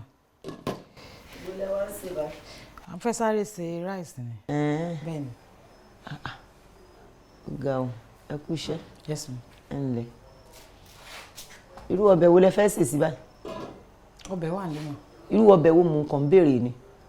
Ẹ̀fọ́ wà nílé tán máa fi jẹ. Kò sáta. Ata díẹ̀ kù. Kú iṣẹ́. Yes, ma. Grandma. Ẹ má bínú o. Ẹ jọ ìgbà wo lẹ fẹ́ lọ ná? Kò yé mi. Mo nígbà wo lẹ fẹ́ padà lọ sọ́dọ̀ yín? Tèmi fẹ́ padà. Ṣó orí ẹ pé ṣá? Torí kò yé mi. Téèyàn bá lóhùn ní sọ̀rọ̀, ẹ máa rò pé èèyàn dìndìnrín ni. Orí mi bí mo ṣe dàgbà tó yìí, mo wá sí ilé ọmọ mi tí mo bí, tí mo tọ́, tí màá dẹ̀ jèrè. Ó wá ń bi mí léèrè pé ìgbà wo lèmi ń lọ. Ọlọ́run ló máa lé ẹ nídìí ẹrù ẹ. Láyé ẹ má bi mí léèrè question bẹ́ẹ̀ yẹn mọ́. Má bi mí. Kò lajà lọ́mọ. Ó lajà. Mi ò bá yín ṣe bí béèrè ni. Má lọ lọ́la o. Ó dòṣù tó ń bọ̀ kí n tó lóde ọdún tó ń bọ̀. Ó dá èmi ò lọ́bi kankan ibi ìlàjọ máa wà. Ìyẹn tún kọ́. Ó ṣe láti máa bi mí léèrè pé ìjọ wo lèmi ń lọ. Kí ló mì? Ṣé ìwọ ló rán mi wá síbí ni? Má bi mí léèrè question ẹ bẹ́ẹ̀ mọ́ o. Àbẹ́ ẹ̀gbọ́n nǹkan tó ń bá mi sọ.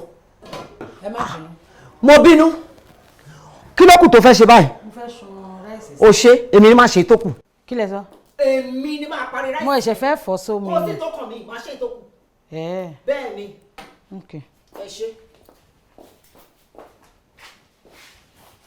Àmọ́ ṣá mà tẹ́ bá ti ṣe tán tẹ́ fún lóúnjẹ tán tó jẹ ẹ má gbàgbé àti wọ yàrá tí kó ṣe nǹkan tó ń ṣe fún wa fún yín. Wàhálà lẹ kóra yín sí. Àyìndé ọgọ Àyìndé tí mo mọ̀ lánàá kó tó dé ni yóò ka yín bí ìka tèkó yóò fọ yín fọ fukọ afọyín yóò fọ tí ó ya dànù ni ẹjọ́ kẹ́bí ṣe ń nàgà wò yóò mọ tọwọ́ bọ̀.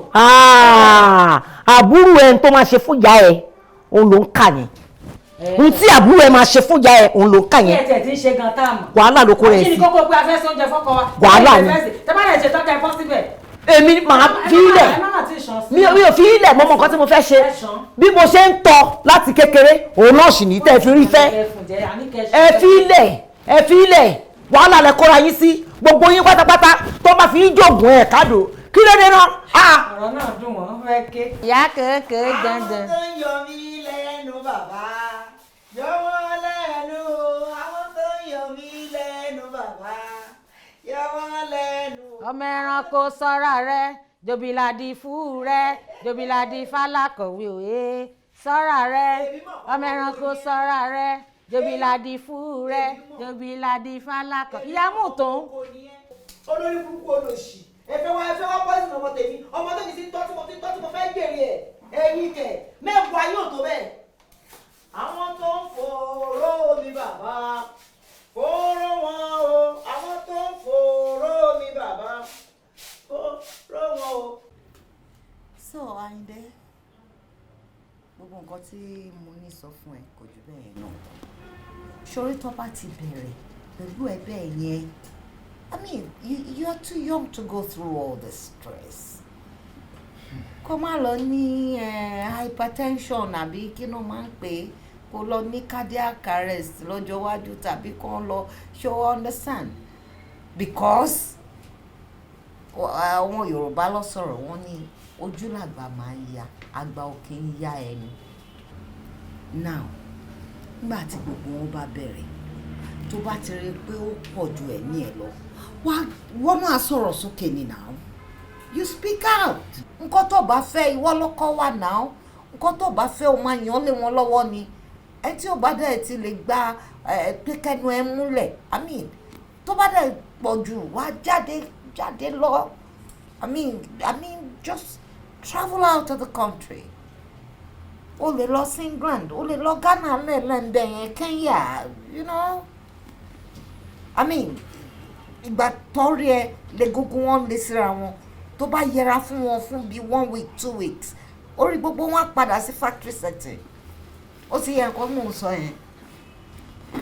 Mama, all this is easier said than done. How do I manage this? Báwo ni mo ṣe fẹ́ ṣe gangan? Báwo ló ṣe lè ṣe? Ọlọ́run tó fún ẹ lọ́gbọ́n tó fi kó wọn jọ á fún ẹ lọ́gbọ́n tó fi máa control wọn now. Yeah, fine.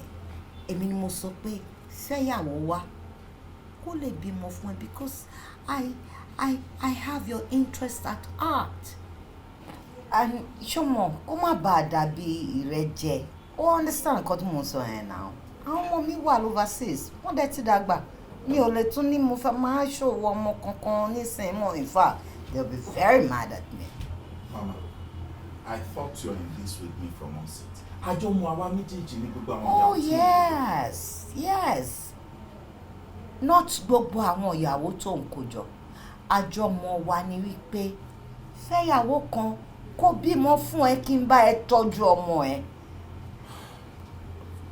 ọgbọ́n kan ṣáà ló fi fẹ́ kínní o tún fẹ́yàwó lé yẹn o tún ti fẹ́yàwó lé yẹn possibility kò yìí tún fẹ́ mi wá mi mind kò bother me you understand where I'm coming from kò ní mi lára mi o you know all I'm saying is that ìgbà tí mo ní ó dáa fẹ́ ọmọ kékeré kan kó má dàbí ẹni pé mo rẹ́ ẹ jẹ o ìfẹ́ ti wà láàrin wa bímọ títí ẹ torí mi ti bímọ títí mi ní lọ kóyàwó wà mo ní lọ fẹ́ ìyàwó kan wá but then ó máa ń wà nù jíìn àwọn ẹlòmíì pé wọn ò lè ṣe pẹ̀lú obìnrin wọn ò lè wà òkè pẹ̀lú obìnrin kan so bóyá wà nù jíìn ẹni that's not my problem. The truth still remains. Pé encourage gbogbo ló pọ̀ jù. You encourage this from the start. No. You got it all wrong. I thought I was doing the right thing. I'm not saying you are not doing the right thing. If it's right for you, it might not be right for me. But then, nǹkan tí wọ́n fi pé lọ fẹ́yàwó wálé kó lè bímọ fún ẹ kò ń ṣe lọ kóyàwó wálé ó dẹ̀ ti kóyàwó wálé nìyẹn wá dẹ̀ má kó lọ like I said inú jìnnà ẹlòmíì ló máa ń wà ó ṣàmù. stress ẹ ti ń pọ̀ jù or what do you think?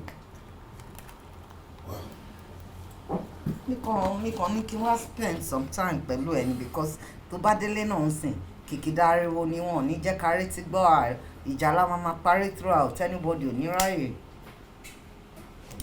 So anything meaningful. Àtúnṣe máa wà. Make sure pàtúnṣe yẹn wà fún àǹfààní ara ẹni. You need to take care of yourself for all of us and you know that. Should you understand? That's the case. Another thing is tí o bá délé anytime tó bá délé máa fẹ́ kó yọjú sí mi ní yàrá mi. But the roster says this is Jumoke's week. Week Jumoke la why, Mama? What's my business about that? Week Jumoke. Oh, èmi náà wà nínú àwọn tó ṣe roster fún àbí. No. Let me just understand that. Mo wà nínú àwọn tó ṣe roster fún. No, kí ni nǹkan tó sọ yẹn sìn? Just need peace to reign. So, ó ṣe roster fún wọn yẹn ọkàn mi ó mọ nǹkan tó lè tẹ̀yàn yọ tó bá ti délé wá yọjú sí mi ní yàrá mi. Am I clear? No, I mean. Lovely there. Oh, what is rest of it? Love you, baby.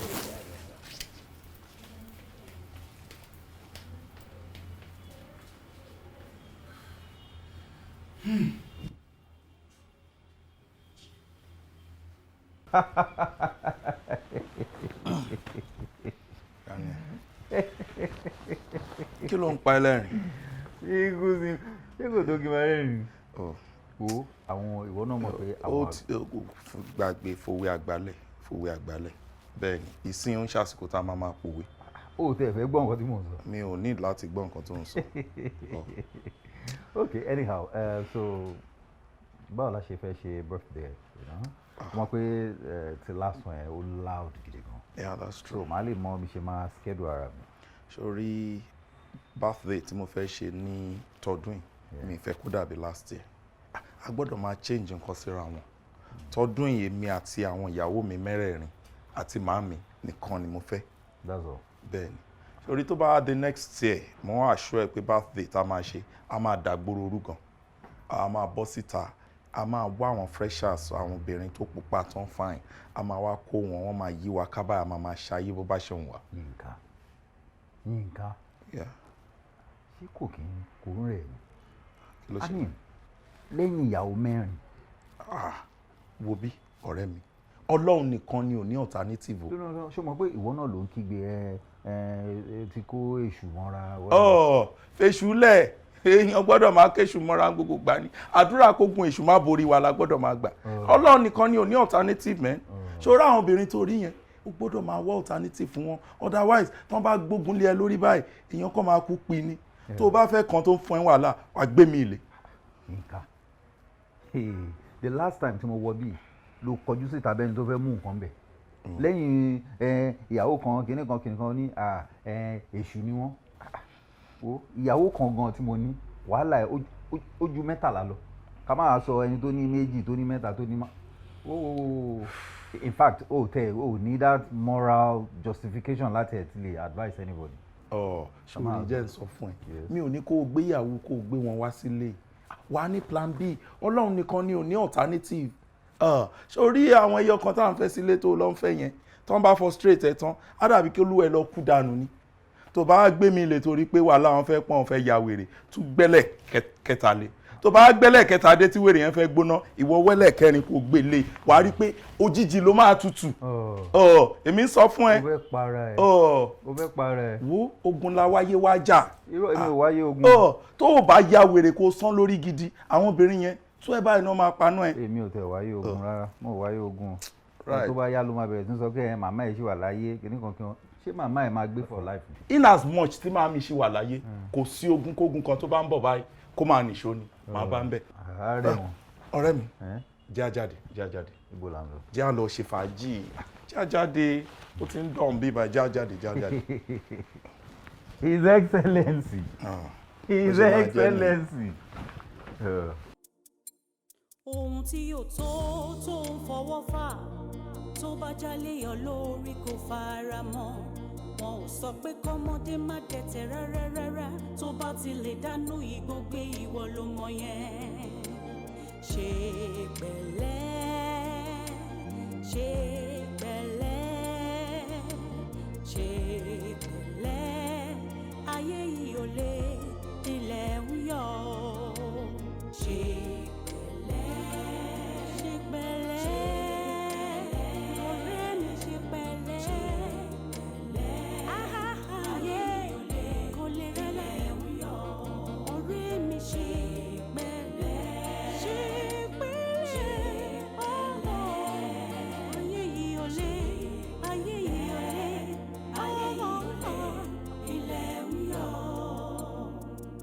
tí yóò tó ń fọwọ́ fà tó bá jálé ọ lórí kò fara mọ́ wọn ò sọ pé kọ́mọdé má dẹ̀tẹ̀ rárá tó bá ti lè dánú igbó gbé ìwọ ló mọ yẹn ṣe pẹ̀lẹ́ ṣe pẹ̀lẹ́ ṣe pẹ̀lẹ́ ayé yìí ò lè ilẹ̀ ń yọ ṣe.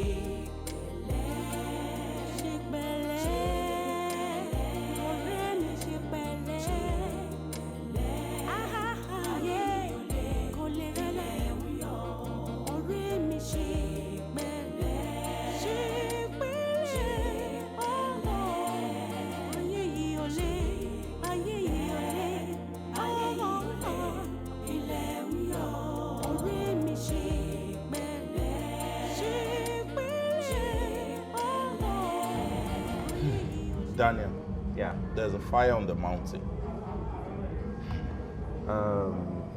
Adeyinka, see, whatever it is, ó máa sọ náà ni.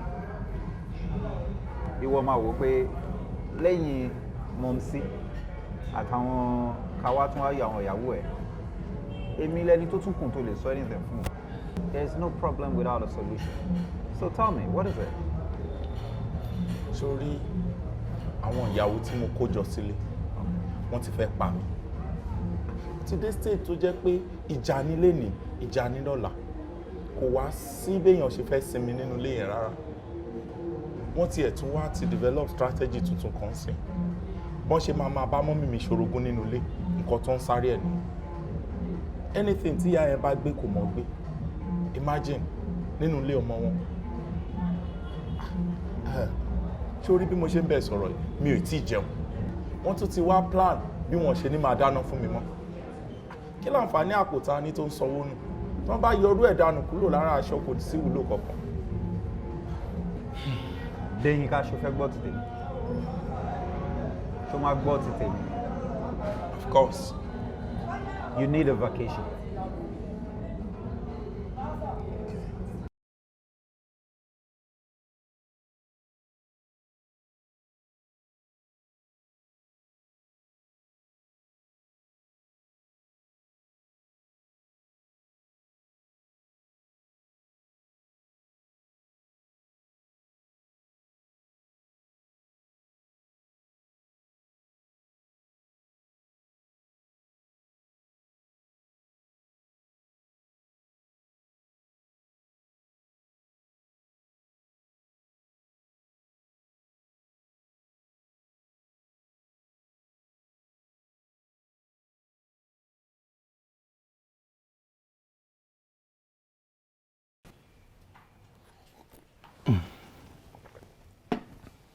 Ṣé kò sí problem? Kí ló ṣe? Kí ló dé tójú ẹ lè báyọ̀? What's the problem? I'm not happy. Kí ló ṣẹlẹ̀? Ṣé o ní ìdúmọ́tò tuntun ni? Àbí kí ló fẹ́? Inú mi ò kàn dùn ni. Inú mi ò dùn kí ni mo ṣe fún ẹ? Ó sọ pé ó love me now. Inú mi ò dùn pẹ̀lú ibi tó gbé mi wá yìí. Dé kí n béèrè question kan lọ́wọ́ ẹ. Okay. Tí èèyàn ní ajá ó dẹ̀ mọ̀ wípé ajá tóun ní òun nífẹ̀ẹ́ dẹnudẹnu tó wá fi ọwọ́ ara ẹ̀ mú ajá yẹn tó wá mú lọ sáàrin àwọn kìnìún. ó fẹ́ pajá yẹn ni. Fine, Daddy ló fẹ́ pa mí ni. Báwo ló ṣe máa mú mi wá sáàrin àwọn lioness? Ṣó fẹ́ kó pa mí ni? Àwọn ìyá yìí fẹ́ gbé mi ó ti sú mi. Wo bí kò sí nǹkan kan tó ń lè ṣe fún ẹ. You are my number one priority. Sori anybody nínú wọn, and I'm saying it, if anybody tó bá ní kó má ṣe nǹkan tó fẹ́ ṣe nínú ilé yìí, tell me, máa deal pẹ̀lú ẹ̀. Kódà kó jẹ́ mama, jẹ́ kí n mọ̀ bí mo ṣe máa handle situations. Wo bí èmi ní tiẹ̀, ò ní kán kúrò, ṣebí kán sọ fún ẹ kó o ṣe tiẹ̀ ni. Problem tí mo ní gangan nìyẹn. Bí mo ṣe ní kán sùn wọ́n sùn, mi dé tún mọ̀ bí mo ṣe máa lé wọn. Wo bí wọ́n máa sún fún ẹ lọ́rọ̀ yàn, bó ṣe ká sún wọn ni a máa wá bá a ṣe máa sún wọn, wọ́n máa sún fún ẹ. No, èmi ti mọ nǹkan tá a máa ṣe. Kò sí nǹkan tá a máa ṣe, èmi àti wọn ní problem kankan mọ́. Dání ò dẹjọ́ ló gbálé fún mi níta, dé kí n máa dá gbé. Ṣé bí mo ṣe wà nínú ilé yìí máa ń gbóná mọ́ mi. Ṣé ló dàbí bakery tí àwọn oníbírẹ̀ ti ń ṣiṣẹ́. Inú ilé tó máa ń gbóná ní ò dẹjọ́ náà. Ó mọ nǹkan tá a máa ṣe, mi ò ní lọ gbálé fún ẹ níta, tó bá tiẹ̀ wá burú títí a ní àwọn ilé níta. I will just ask you pé kó kó lọ kán nù wọn, ṣùgbọ́n rárá ibi ìbá ilé mi àti ẹjọ́ máa wà. There won't be problem, please. Kò ní sí issue màbọ̀màbọ̀. Wàmbí, sórí ẹnikẹ́ni nínú wọn tó bá lóun máa ṣe nǹkan kan, èmi àti àmọ́ bá ṣe máa deal pẹ̀lú ẹ̀. Ṣó ti gbọ́? At all times tí ẹni mò ń ṣe, and ìwọ ni number one priority nínú ilé yìí. Èmi tiẹ̀ tún ti wo nǹkan kan tá a máa ṣe. Ìyẹn dẹ̀ máa help èmi àti ẹ̀. Ọmọ kan tèmi wò ó mọ̀ pé inú ilé yìí ó tóbi dáadáa. Bóyá kó àwọn nǹkan kan ká fi demarcate side kan máa wà fẹ́mi, èmi á lè máa gbàbẹ̀ wọlé, máa gbàbẹ̀ jáde, èmi àti wọn ò ní máa ríra wa rárá, ìwọ nìkan ni mo máa rí. Ká block ilé off. Bí náà ó máa fún ẹ bẹ́ẹ̀. No. Okay, tó bá jẹun tó fẹ́ nìyẹn, máa wá nǹkan ṣe sí, but for now jẹ́ ká ṣe máa manage wọn, ṣùgbọ́n. Wọ́n làwọn ìyá yìí pọ̀, wọ́n làwọn pọ̀ ju tèmi lọ. Àwa gan máa fúngun mọ́ wọn, a máa fúngun mọ́ wọn, ṣó ti gbọ́? Dẹ̀ mọ̀ pé ọmọ pa ni mímí ò fẹ́ wàhálà. Take care easy, please. My darling. Chicken ló dá wà lálẹ́ láàrin àmọ́ kan báyìí ní ẹni pẹ̀lú ọkùnrin kan báyìí tẹ́ ń pè ṣógẹ́ tí máa ń dìpí àkẹ́kẹ́. Ṣógẹ́. Lóyà yìí ni lóyà. Ìjà tó láti pé níjọ́ ló ń jíjẹ chicken kan kan nǹkan tó pé òun rà fún ọ òun gbà tó wá yá ọ wá ní pé òun ṣe kinní lọ ó ṣe kinní gbọ̀n jẹ chicken àti pé chicken tèmi wọ́n là ń pé léyà sí ni bí mo ti ń jẹ owó ọ̀sàlẹ̀ rẹ̀. Rárá lọ́wọ́ mi ti ṣe family planning o.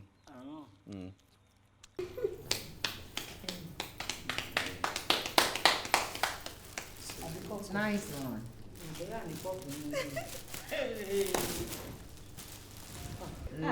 Lovely.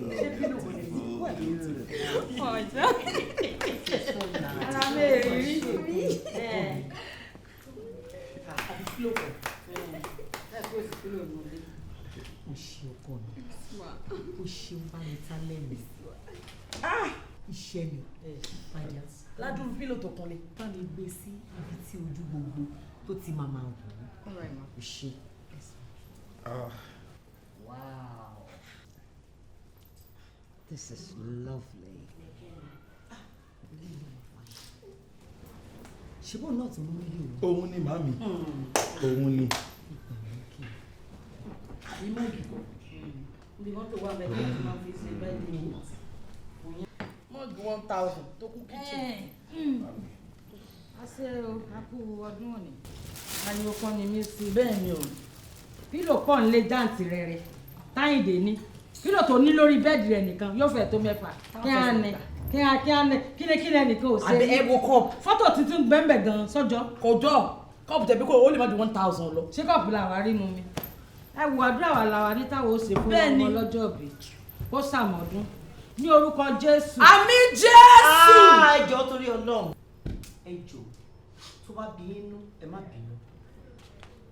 Nígbà tí mo wà ní secondary school ní form 4, a kàwé literature kan tí Shakespeare sọ̀rọ̀. Ó ní there is no way you can see the heart's construction from the face. Ìtumọ̀ ẹ̀ ni wípé àwọn ẹlòmíì á fi ẹ̀jẹ̀ sínú wọ́n á tutọ́ funfun jáde. Bẹ́ẹ̀. Àwọn kan lè wà tẹ́ pé eyín òkè ni wọ́n hù tí wọ́n bá gba àdúrà òdì ní. Ẹ jọ̀ọ́ mo fi yọ́nú Ọlọ́run bẹ̀yìn. Èmi ni mo bí, èmi ni mo tọ́. Ọmú àyà mi báyìí òun ló mu. Wo mọ́mì ó mu tàwa náà. Bẹ́ẹ̀ ni o, ojoojúmọ́ ní mu tàwa náà. Báyọ̀ ò sì jọyàn lọ. Àyìndé mi. Mami. Ọlọ́run á bá mi dáàbò bò ẹ́. Àmín. Ọlọ́run á ṣẹ́gun fún ẹ. Àmín. Àwọn arógòbògò jẹ́ wọn ò ní bògò ẹ jẹ́. Àmín. Àwọn olórí burúkú àwọn olòṣì ènìyàn wọn ò ní rí tiẹ̀ ṣe o. Àmín màmí. Méjì ló kù tí n fẹ́ sọ. Gbogbo àwọn tí wọ́n ṣe àmín Ọlọ́run á bá mi gba àdúrà wọn. Àmín. Gbogbo àwọn tí wọn ò ṣàmín wọn ò ní bá wa ṣọdún tó ń bọ̀. Àmín màmí. Kì í ṣe ti kú o, kì í dẹ̀ ń ṣe tààrùn. Ṣùgbọ́n bí Olúwa ti ń bẹ tí ẹ̀mí ẹ̀ ń bẹ, Ọlọ́run á pààrọ̀ wọn ni. Àmín mọ́mì. Lórúkọ Jésù, ààyè wọn á ṣòfò ń bí. Àmín mọ́mì. Ọlọ́run ní di ẹrù mi o. Ọlọ́run nílé wa ń di ẹrù wa. Àmín wìtìwìtì. Àmín Ọlọ́run sílẹ̀kùn àdúrà lẹ̀. Ẹ ṣe mọ́mì. Àgbáyé àdálẹ̀ fún wa, á dẹ̀ máa rí yín bá. With your permission, ṣé a lè gé kéèkì? Dìde wọ́n fẹ́ gé kéèkì. Wọ́n tán dúró dè látàárọ̀ náà mẹ́ka ya fọ́tò. Yeah. Nísìnyí a máa gé kéèkì, a máa spell orúkọ olówó orí mi. Àyìndé la máa lò. Ẹ má yẹ kó fọ. Ń pẹ́.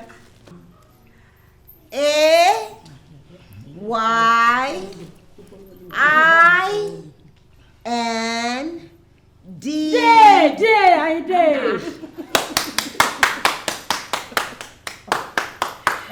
Àpò oríire kan ṣe iṣẹ́ mi. Mami. Mo dúpẹ́ lọ́wọ́ yín mami.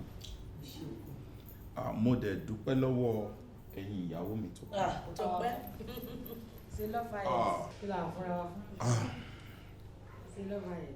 I think it's time for pictures. Mama, can I have you here? Please. Thank you.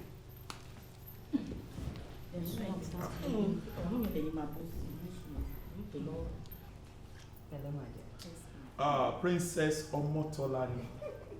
Ma bọ̀ Kó máa bọ̀ níbo. Wo má débi o. Tó bá sọ fún kó má débi. Kó máa bọ̀ níbo. Mo ti ẹ̀ gbọ́ tèmi. Mi ṣe bí ẹrú Ọlọ́run lèmi. Èmi ò lè sínú fọ́tò ẹ̀, kò sí problem. Àmọ́ sínú ẹ̀mẹ́dìdé kó wà mí báyìí. Ẹ̀yin ẹ̀dìdé jáde. Ẹ bọ́ síbí. Àwọn ṣẹ́ni fẹ́ máa ìkádá wà lálẹ́ o. Àwọn ní senior. Àwọn ló mímí láìkẹ́ sí sọ́dọ̀ ojú dáre. Àwọn olè ẹ̀kọ́ dúró síbẹ̀ nọ́mbà 2 lọ ẹ̀kọ́ dúró síbí mi nígbà. Má gbèjà ẹ̀. Má gbèjà ẹ̀. Má ní kéde sùn Àyìndé. Má dá ló ń jàre. Èmi ò mọ̀ wáyé fọ́tò. Kẹ́mi jẹ́ kéèkì. Nọ́mbà 2 ní ẹ̀nà. Tó bá jó ní mẹ́ta sọ fún tọ́jú onírànù. Mama. Aṣẹ́wó. Mami. As a civilized person. Photographer. Senior ti pọ̀ jù. Mi ò rán ní. Mi ò rán láti ẹ̀jẹ̀ rẹ̀. Ojú mi.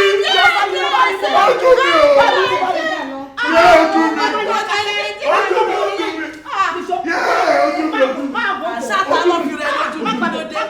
Kí ló dé tó bẹ̀?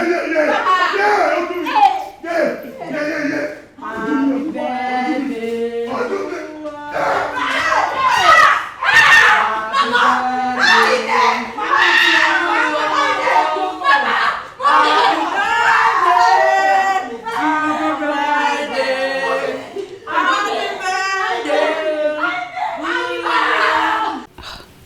Doctor, ẹ jọ̀ọ́ ẹ ṣàánú mi. Bí ṣé wọn tẹ̀lé jẹ nǹkan kan mọ́. Tí nìkan lọ́kàn mu. Ẹ̀dẹ̀ wo kí nìyẹn fẹ́ máa ṣe lára wọn? Ẹ jọ̀ọ́. Iṣẹ́ pọ̀ lọ́wọ́ yín láti ṣe. Number 1, ẹ mọ̀ pé ẹni tó ti ń dán gbogbo ṣe fúnra rẹ̀ tẹ́lẹ̀ tó wá di wípé ó need help yàn láti ṣe virtually everything. Ó tó nǹkan tó máa múyàn ronú. Ọ̀tún kan tí màá kàn bẹ̀yìn fún ni wípé ẹ jọ̀ọ́ ẹ máa ṣe àwọn nǹkan tó máa múnú wọn dùn. Ṣé ti gbọ́? and ẹ ṣe pé mo ṣe tún check wọn ni any accident tó bá result sí spinal cord damage Ọlọ́run nìkan ló lè bá wa ṣe. Then to ease yourself àwọn kan tá a máa ń sọ fáwọn ìyàwó àbí ọkọ ẹni tí orúkọ bá bá ṣẹlẹ̀ sí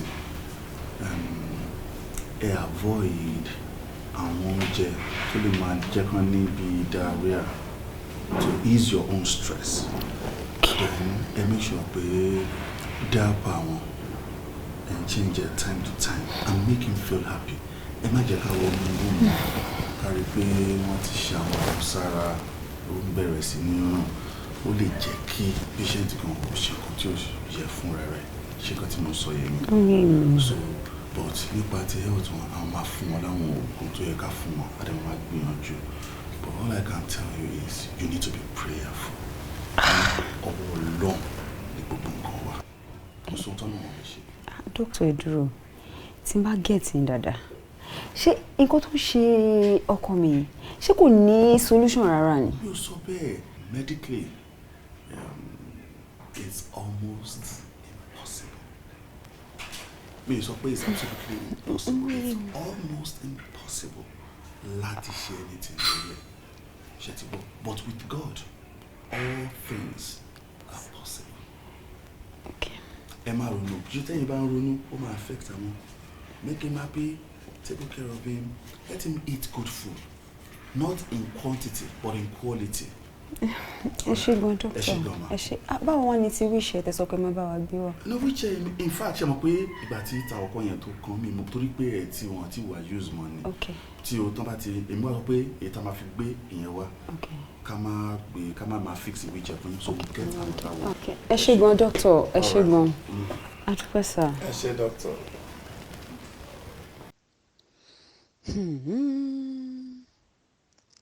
ṣé nǹkan tí mo fẹ́ máa jókòó tì rè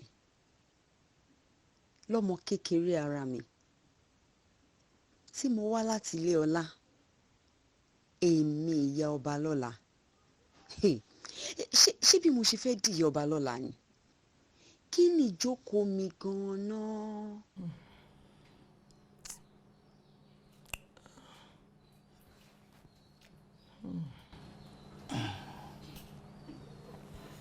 pẹ̀lẹ́ Àyìndé ọ̀rá ṣé wàá sinmi ń bínú dúró ṣé wàá sinmi. Mami.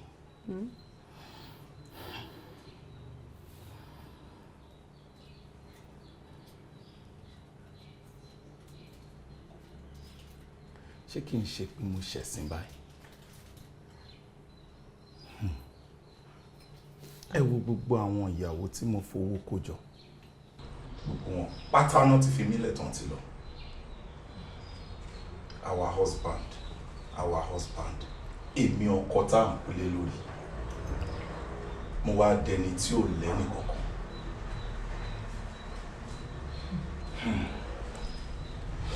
Àyìndé gbogbo ohun tó sọ pátápátá èmi ló jẹ̀bi ojú èmi nígbà tó ń kú tó ń lára ẹni ojú mi ni mò ń encourage ẹ pé kò fẹ́ wọn tí kan bá ṣe ká gbá wọn dànù pátá wọn lọ. èmi ni mo encourage polygamy fún ẹ ohun tó ṣẹlẹ̀ èmi ni mo jẹ̀bi ẹ jọ lórí Ọlọ́run dáríjì mi. púpọ̀ nínú ẹ̀bi iná kò ń ṣọwọ́ ẹ̀yìn nìkan ló ti wà èyí tó wà lọ́wọ́ mámà náà wà ń bẹ púpọ̀ nínú ẹ̀ ọwọ́ èmi alára ló ti wà mi ò kú sọ pé mo fẹ́ fẹ́yàwó láti ilẹ̀ máa mi ò rórí pé máa láya kejì mámà fúnra wọn ló fààyè gbà mí.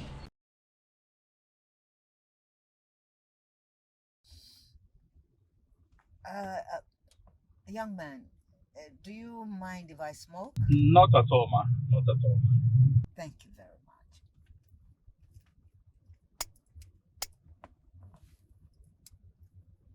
Yorùbá ni ẹ kẹ́? Bẹ́ẹ̀ ni mà, Yorùbá ni mí mà.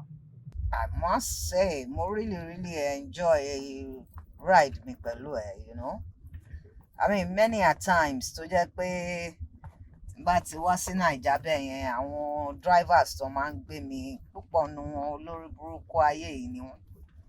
Gbogbo nǹkan tí ò kàn wọ́n náà dẹ̀ tún máa béèrè. But you, calm, farabalẹ̀ gan, and if I must say it, you're handsome and sexy. Thank you, man. That's nice. Really. Oh my gosh. O dẹ̀ drive bí ẹni pé o ti lọ sí America. I mean, you won't observe gbogbo highway code and all those kind of shit, you know what I'm saying? Actually, I want to see driving school and gbogbo rules to rọ̀ mọ́ driving pátápátá náà kọ́ wa tá a lè gba certificate. Wow. You even sound more than averagely educated. Mo kàwé I have BSc bẹ́ẹ̀ni mo kàwé mo lọ sí university Wow. So kí ló wá dé tó wá ń wá taxi? Iṣẹ́ tí kò sí ló jẹ́ kí n máa dọ́gbọ́n fi lè pawọ́dà. Neighbor wa kan nílé ó ní spare motor nílẹ̀ lèmi náà wò pé kí n máa fi ṣe Uber káàkiri. Èmi náà bá ń rówó màá tún máa rówó fi deliver fún wọn náà mà. That is what I call the power of positive thinking. That's very nice, very good. Èmi náà tó ń wò yìí, èmi ò ń gbé bíbá yìí tààrà, but mo ní businesses ń bíbá yìí àti ní overside lọ́hùn níbi tá à ń gbé. Mo dẹ̀ láwọn ọmọ tó ti wà grown up. But àwọn ọmọ mi, tí n bá sọ fún wọn, ẹ tiẹ̀ ká lọ sí Nàìjíríà, ẹ jẹ́ ká wá lọ bójú tó gbogbo nǹkan tá a fi sílẹ̀ ńlẹ̀. Níbo wọn kì í fẹ́ gbọ́ o. Ẹ̀yin ò dẹ̀ lè fi gbogbo ara bá wọn wí because of, state of the nation, insecurity. Gbogbo wọn kidnap lẹ́ni gunmen lọ́la, kò síná kò sómi, èyàn ò lè rìn at any time tó bá wọn. So èmi náà ni mo ṣì máa tún padà wá ṣe gbogbo nǹkan tó bá yẹ ká ṣe ní Naija. So but ó ní pé graduate ni ẹ. Yes, I'm a graduate. Wow. Like I said earlier on, I like you. Thank you, man. Èmi náà like you, man. Ṣé tí n bá fẹ́ kó máa gbé mi constantly throughout my trip, ṣé o máa gbé mi? Of course mi ò mind, ma. Gbogbo ìgbà tẹ́ bá need mi, màá kàn sí yín lára. Kò sí tẹ́gùn mi ń ṣe náà tí ó bá rọ̀ jù. Màá wá báyìí, ma. So kò gbà wípé o ò lè ṣiṣẹ́ lòmíì mọ́ iṣẹ́ mi nìkan ló máa ṣe. Of course, tẹ́ bá ti ní máa ṣiṣẹ́ yín nìkan máa ṣe, ma. Yes, ma. That's nice. But before kí n tó lọ, aláti wá nǹkan ṣe sọ̀rọ̀ taxi wíwá yẹn. We'll look for something better for you to do, Just give me some time. Ẹ ṣé gan ma, ẹ ṣé mo dúpẹ́ ma. Ẹ ṣé mo dúpẹ́. Thank you, ma. That means pé my exchange number ẹ pẹ̀lú mi, and of course, o máa mọ ibi tí mò ń gbé, so, Okay, ma. Okay. You can feel free to drop in at any time. Ṣé ìyànà yín ni ma? Oh, yeah. Ṣé GPS sọ pé bẹ́ẹ̀ ni ìyànà dó? Bẹ́ẹ̀ni ma. All right. Tí GPS bá ti sọ bẹ́ẹ̀ bẹ́ẹ̀ náà nìyẹn. Okay. You're so cultured.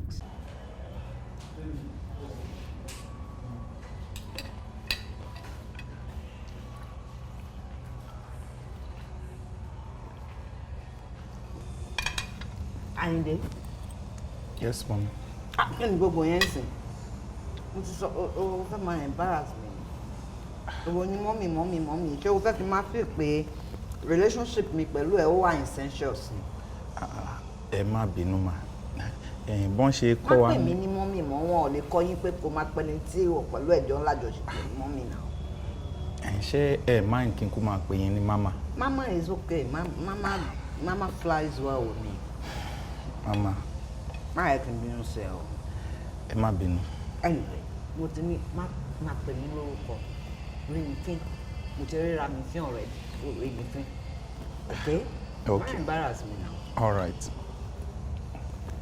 Yes. That reminds me. Nǹkan tí mo fẹ́ bi ẹ́.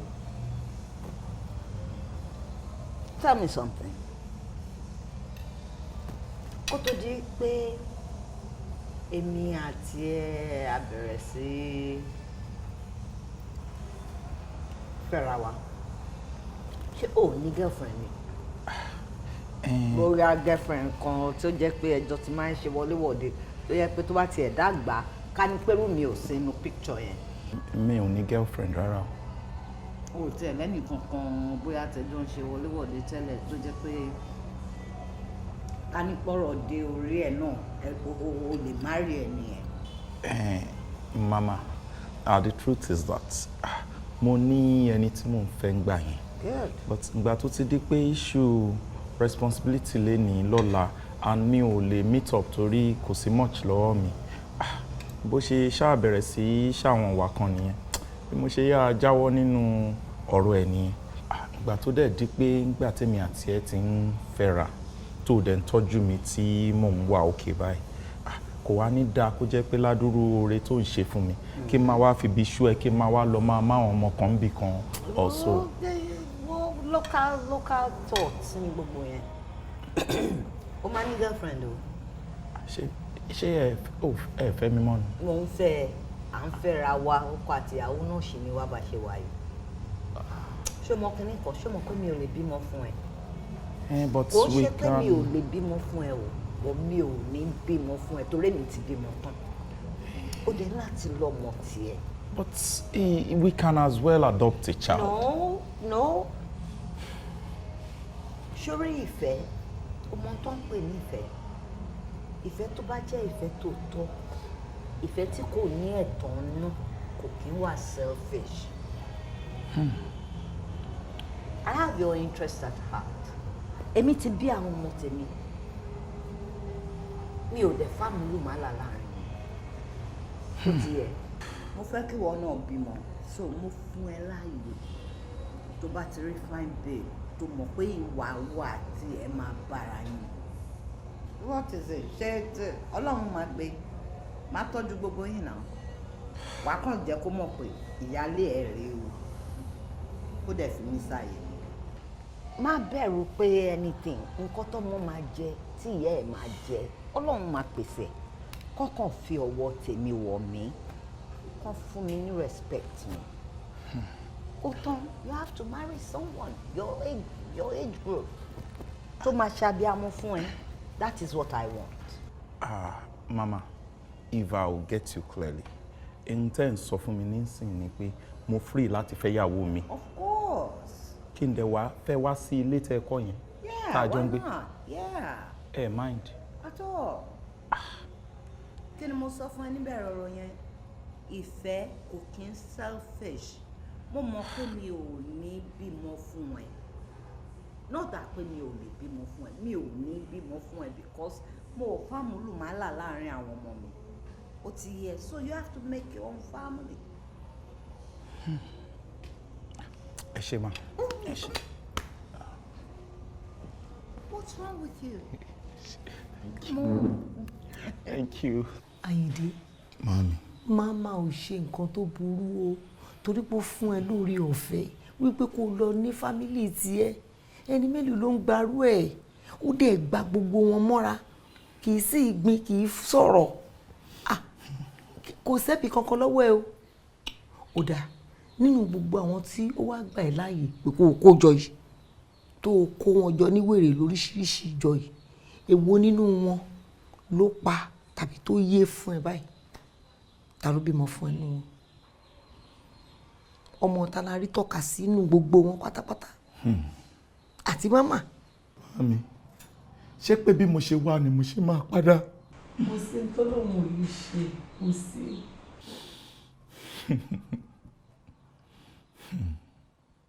Mami àmọ́ ìtí ò ní ṣe ló pọ̀ jù.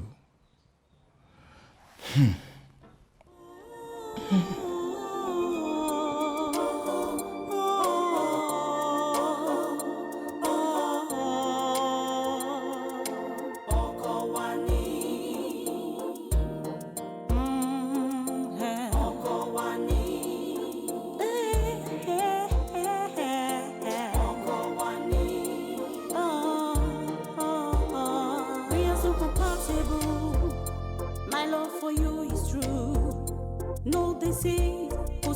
tán rárá. Not how far, but how well and good. A chance is enough for me. Accept me please. Mo wà fún ọ lọ́jọ́ gbogbo. Lọ́jọ́ gbogbo. Ọkọ wa ni. You are the love of my life, love of my life. Ọkọ wa ni. I find my peace in you, my love. Ọkọ wa ni. You are my love forever.